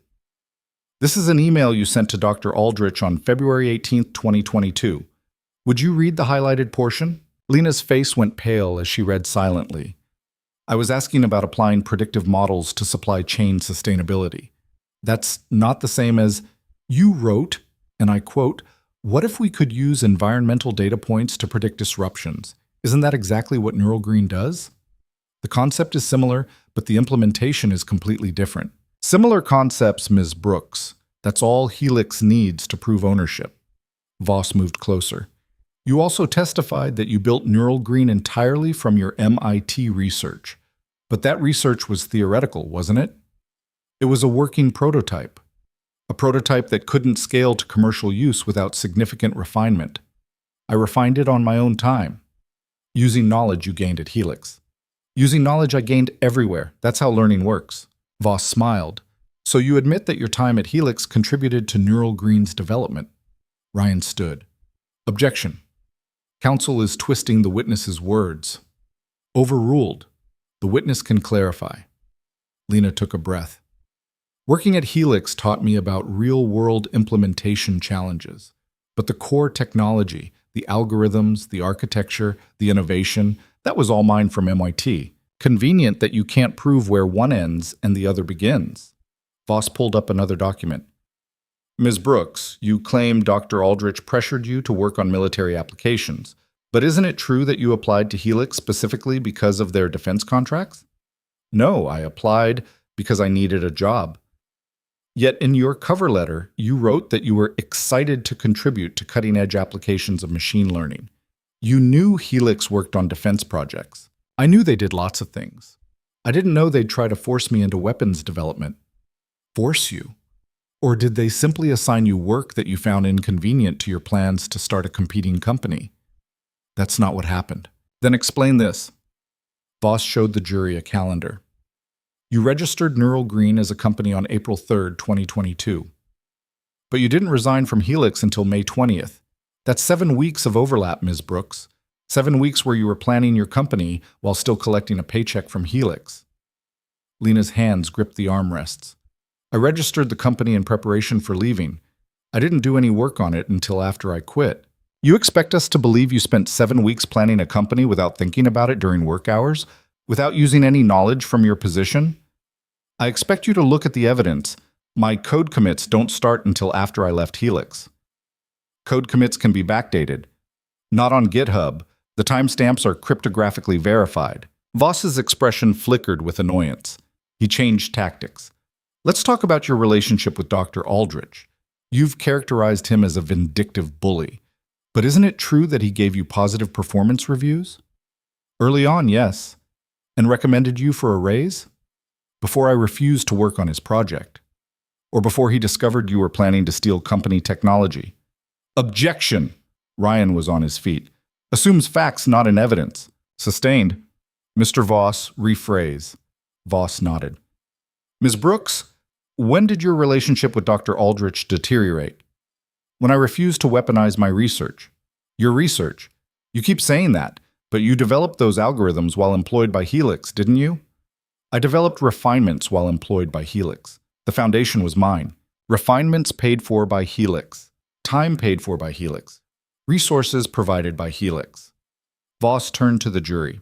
Ms. Brooks wants you to believe she's an innocent victim, but the evidence shows a calculated plan to steal proprietary technology and profit from it.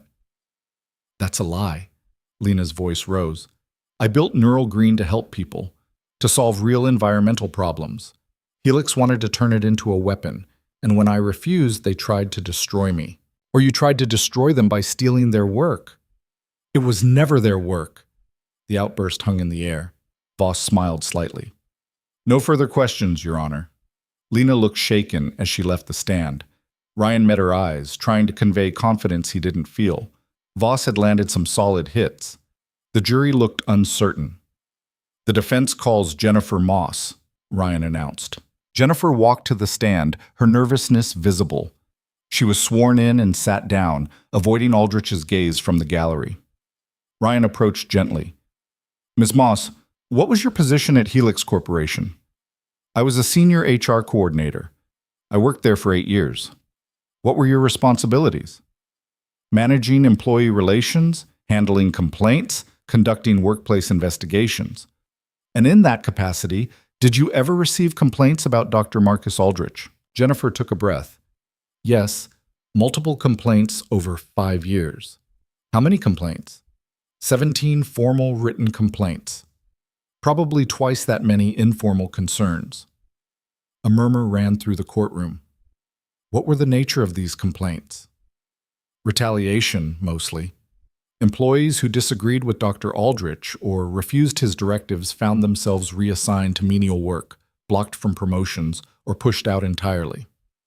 Were these complaints investigated? I tried to investigate them, but every time I raised concerns with upper management, I was told to drop it. Dr. Aldrich was too valuable to the company. What happened when you persisted? Jennifer's voice hardened. I was fired. They claimed I was creating a hostile work environment by pursuing frivolous complaints. Ryan pulled up the HR documentation. Is this a sample of the complaints filed against Dr. Aldrich? Jennifer reviewed the screen. Yes, these are all legitimate complaints that were buried. Did any of these complaints involve employees who refused to work on military applications?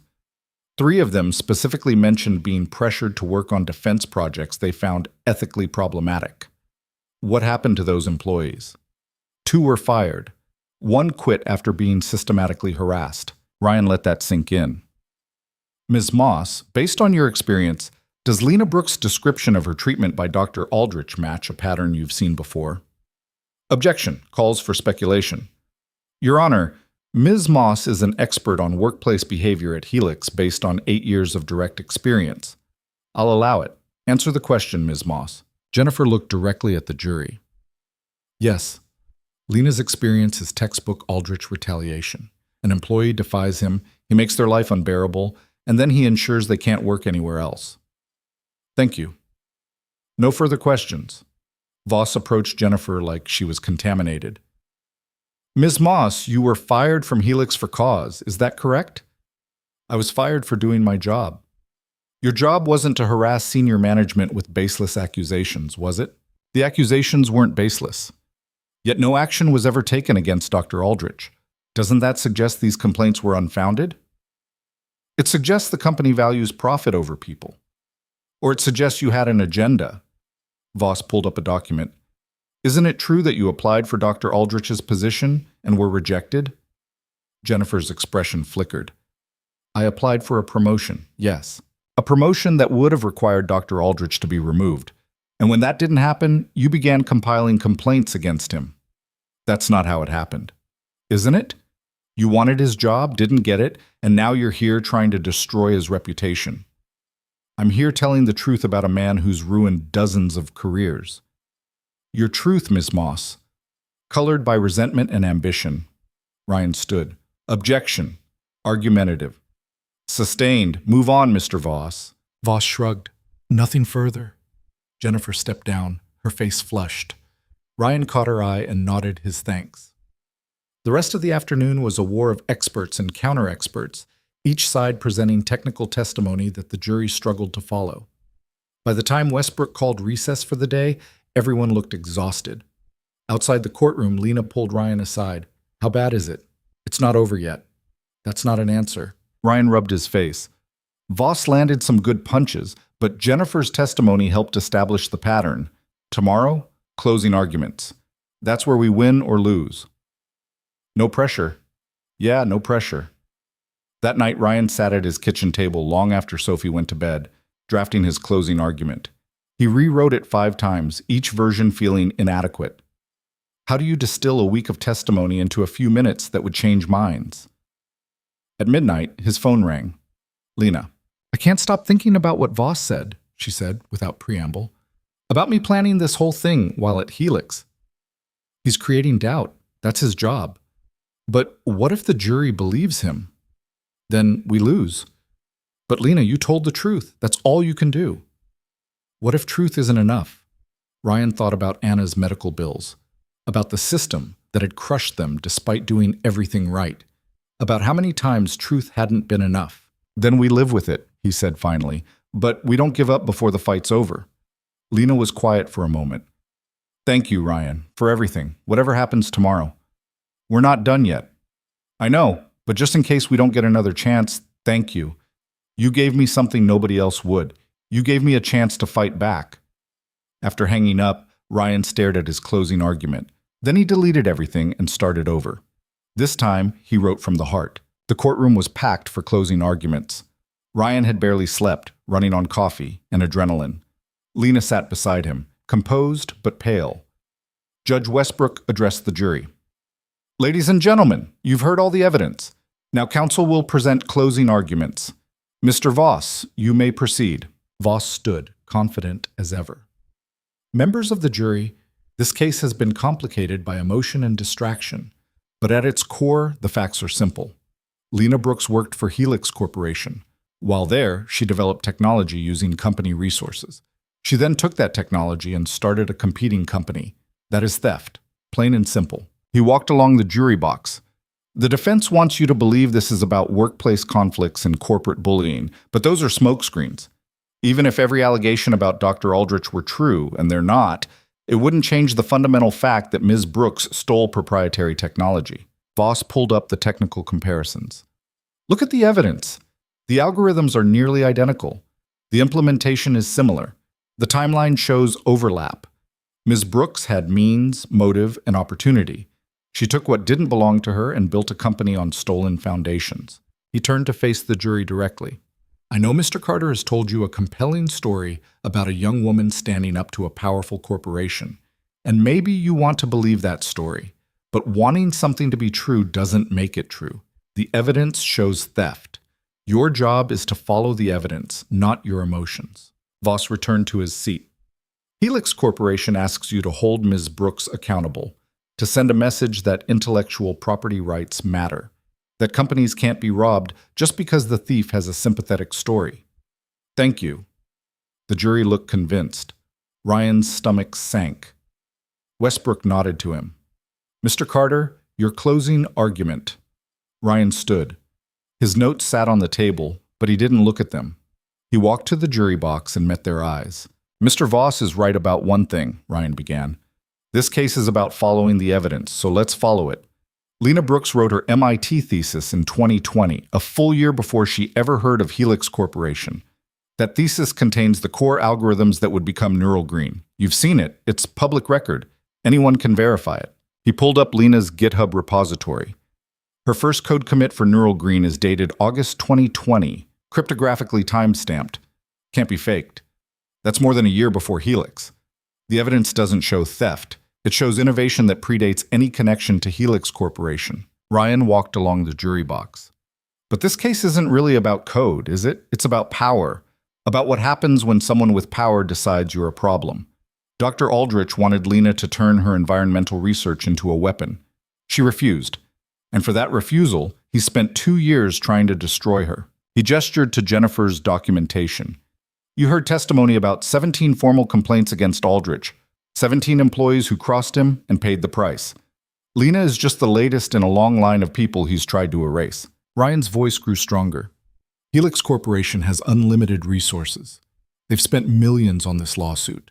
They've hired the best lawyers money can buy. They've presented expert after expert, all saying the same thing: Lena stole from us. But here's what they can't explain. If Lena stole this technology, why does her thesis from 2020 contain the exact same concepts? Why do her code commits predate her employment? Why does the timeline prove she built this before Helix was ever in her life? He paused, letting the questions hang. The answer is simple. She didn't steal anything. She built something extraordinary on her own.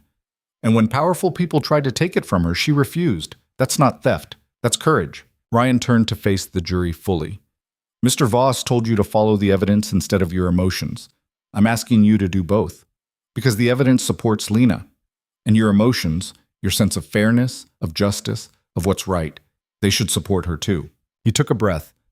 I'm not a fancy lawyer with a team of associates. I'm a maintenance worker who remembered what it felt like to fight for something. And I'm asking you to fight too. Fight against a system that lets corporations crush anyone who stands up to them. Fight for the idea that innovation belongs to the innovator, not whoever has the biggest legal budget. Fight for Lena Brooks, because she's already fought harder than anyone should have to. Ryan walked back to his table. The evidence shows Lena is innocent. Your conscience should tell you the same thing. Thank you. He sat down. Lena's eyes were wet. Westbrook addressed the jury. Ladies and gentlemen, you've heard closing arguments. Now you must deliberate and reach a verdict. The bailiff will escort you to the jury room. The jury filed out. Ryan watched them go, trying to read their expressions. Some looked sympathetic, others uncertain. A few seemed unmoved. It could go either way. The waiting was torture. Ryan and Lena sat in a conference room near the courtroom, unable to do anything but watch the clock. 1 hour passed, then 2, then 4. Long deliberation is good, right? Lena asked. Could be, or they're deadlocked. You're terrible at reassurance. I'm terrible at lying. At 4:47 p.m., the bailiff appeared. Juries reached a verdict. Ryan's heart pounded. They walked back to the courtroom in silence. The gallery was packed again, word having spread that a verdict was imminent.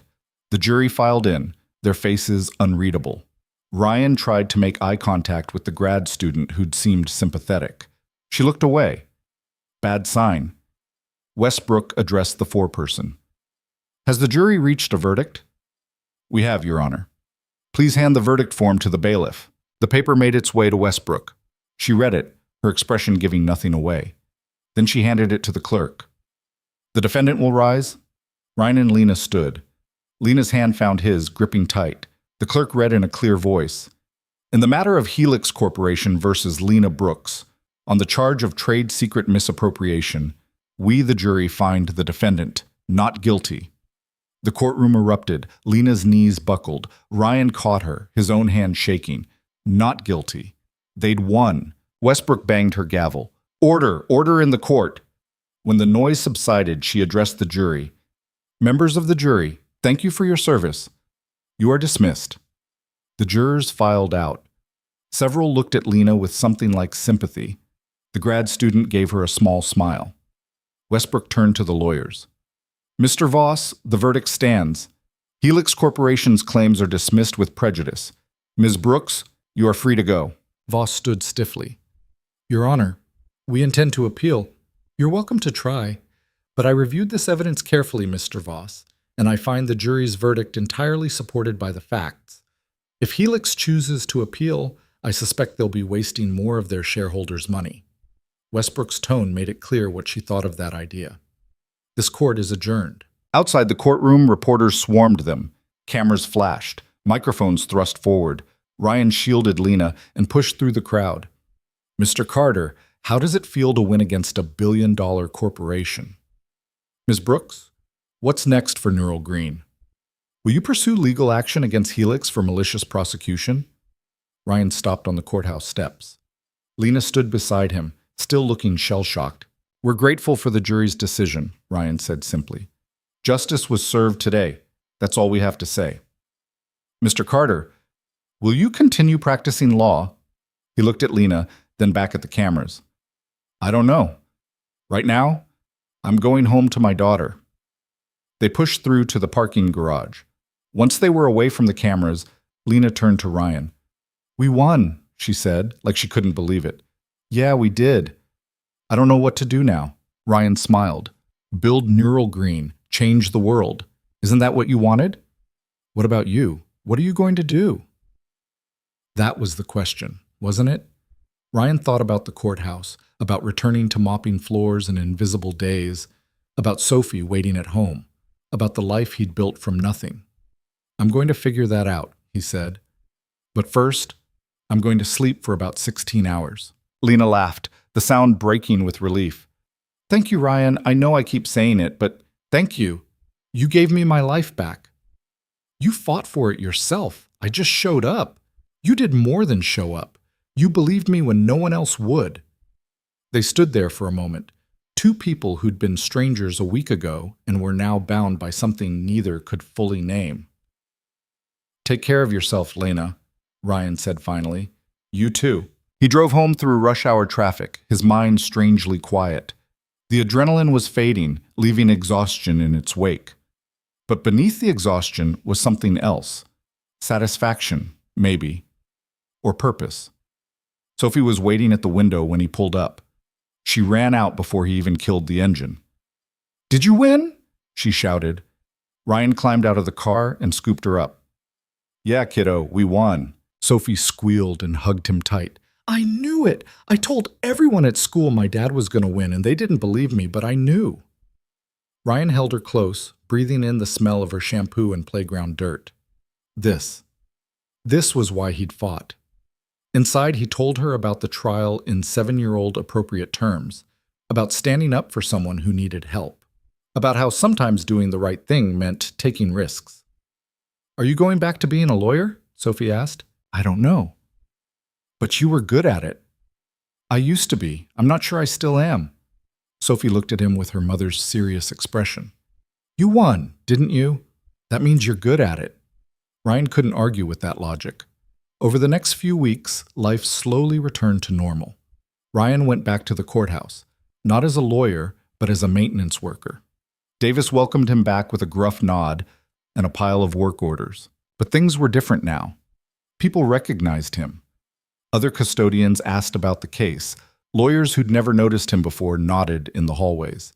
He was visible in a way he hadn't been in 7 years. One morning, Ryan was cleaning the third-floor bathrooms when his phone rang. Unknown number. Ryan Carter.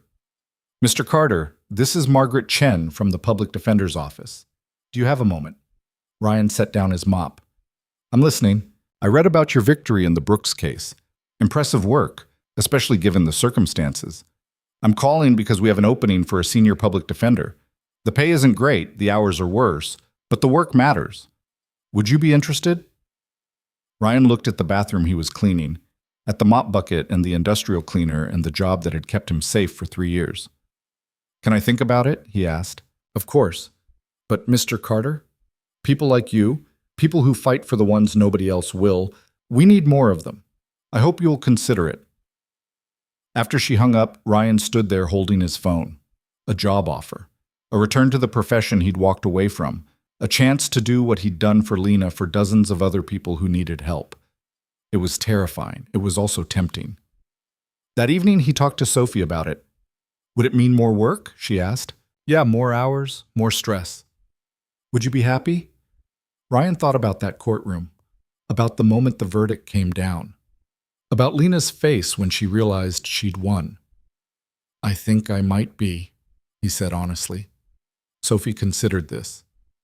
Then you should do it. Just like that? Just like that. Mom always said you were meant to help people. Maybe she was right. Ryan pulled his daughter close. When'd you get so wise? I told you, Dad. I've always been wise. You just forget sometimes. 2 weeks later, Ryan accepted the job. He started the following Monday, trading his maintenance uniform for courtroom suits and his mop bucket for case files. The work was brutal. The pay was barely more than he'd made cleaning floors. He worked 60-hour weeks defending people the system had already written off as guilty. But he loved it, because every case mattered. Every client deserved someone in their corner. And Ryan had learned something important in that courtroom. He was good at this, not because he was the smartest or the most experienced, but because he gave a damn. 6 months later, Lena's company secured its first major contract. Neural Green's technology was being implemented in farming communities across 3 states, helping predict and prevent soil contamination before it happened. Lives were being saved, land was being protected. She sent Ryan a thank you card with a photo of the first installation. On the back, she'd written, "None of this would exist without you. Thank you for believing." Ryan put the card on his desk at work, next to a drawing Sophie had made of him in a courtroom. The drawing was anatomically incorrect and the proportions were off, but it captured something real. A year after the trial, Ryan was in court defending a young woman accused of fraud by her former employer. The parallels to Lena's case were striking. Another corporation trying to crush someone who'd stood up to them. During a recess, his opponent approached him. A junior lawyer from a big firm, cocky and confident. "You know you're going to lose this, right?" the lawyer said. Ryan smiled. "I've heard that before." "This isn't like the Brooks case. You got lucky there." "Wasn't luck, was truth. Truth doesn't win trials. Money does." Ryan thought about Voss saying almost the same thing, about how wrong he'd been. "Then I guess we'll find out," Ryan said. He won that case too. And the next one. And the one after that. Not because he was perfect, not because he never made mistakes, but because he showed up, because he fought, because he refused to let powerful people crush the powerless without a fight. Sophie grew older, watching her father become someone she could be proud of. She stopped asking if he was sad, started inviting friends over without embarrassment, began to understand that broken things could be repaired, even if they never looked quite the same. 3 years after the trial, Ryan ran into Lena at a conference. She was there presenting Neural Green's latest innovations. He was there for a panel on public defense strategies. "Ryan Carter," she said, grinning, "the legend himself." "Hardly. How's business?" "Expanding. We just secured funding to take Neural Green international." Her eyes shone. "We're going to help communities all over the world." "That's incredible. It wouldn't exist without you. It wouldn't exist without you refusing to give up." They talked for an hour, catching up on life and work and everything that had changed. At the end, Lena asked, "Do you ever regret it, taking my case? It changed your whole life." Ryan thought about his apartment, still small but no longer quite so shabby, about Sophie, thriving in middle school, about the clients he'd helped, the cases he'd won, the difference he'd made. "No," he said, "I don't regret it at all." "Good, because you changed my life too. Showed me that sometimes strangers show up exactly when you need them." After the conference, Ryan drove home through evening traffic. His phone rang, Sophie asking when he'd be home, work calls from clients, a message from Margaret Chen about a new case. His life was full, messy, complicated, nothing like the quiet invisibility he'd maintained for 7 years. But it was his. That night, after Sophie went to bed, Ryan sat at his kitchen table with a cup of coffee and looked at Anna's photo on the shelf. He hadn't talked to it in years. It felt silly, talking to a photograph. But tonight, he made an exception. "I think I'm okay," he said quietly. "I think we're going to be okay." The photo didn't answer, but that was all right. Some things didn't need answers. Ryan finished his coffee and went to bed. Tomorrow, he had 3 court appearances, 2 client meetings, and Sophie's parent-teacher conference. His life was chaos and exhaustion and 100 little fires that needed putting out. But it was also purpose. It was showing up for people who needed someone in their corner. It was teaching his daughter that broken things could be fixed, that invisible people could become visible, that giving up was never the only option. The janitor who'd stepped forward in that courtroom was gone. In his place was a man who'd remembered who he used to be and figured out who he could become. Not perfect, not without scars, but whole in the ways that mattered, and in the end, that was enough. Because here's what Ryan had learned, standing in that courtroom fighting a case he had no business taking. Life doesn't ask if you're ready. It doesn't wait until you're qualified or prepared or certain. It just happens, and you either step forward or stay invisible. Ryan had spent 7 years invisible, and it had kept him safe. But safety isn't the same as living. Sophie understood that, even at 7 years old. Lena understood it when she refused to let Aldrich control her work. And Ryan finally understood it when he dropped that mop and said 5 words that changed everything. The world is full of people who need someone to stand up for them. People crushed by systems designed to favor the powerful. People told they don't matter, that their stories don't count, that their fights aren't worth fighting. Those people need advocates. They need believers. They need someone willing to walk into an impossible situation and try anyway. Ryan had become that person, not because he was special or gifted or better than anyone else, but because he'd learned something essential in the ruins of his old life. The only thing worse than trying and failing is never trying at all. Sophie would remember that lesson. She'd carry it into her own life, her own battles, her own moments of impossible choices. And maybe, just maybe, she'd remember that her father had been broken once and put himself back together. Not perfectly, not smoothly, but completely. That was the story Ryan wanted her to know. Not the courtroom victory or the headlines or the dramatic showdown with corporate lawyers. But the smaller story underneath. A broken man who learned to fight again. An invisible person who chose to be seen. A father who showed his daughter that you could lose everything and still find reasons to stand up. As for Lena, she was out there somewhere changing the world with technology that almost got buried by corporate greed. Her story would inspire others.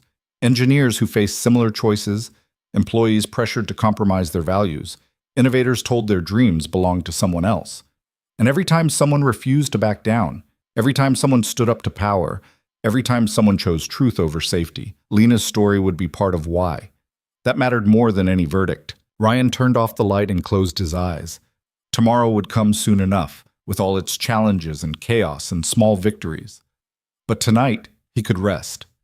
Because he'd learned something else in that courtroom, something that had taken 7 years to understand. You don't have to be perfect to matter. You don't have to be fearless to be brave. You just have to show up. And Ryan Carter had finally learned how to show up, not as the person he used to be or the person he thought he should be, but as the person he actually was, flawed, tired, still grieving, still healing, still trying, still human. And in the end, that was always enough.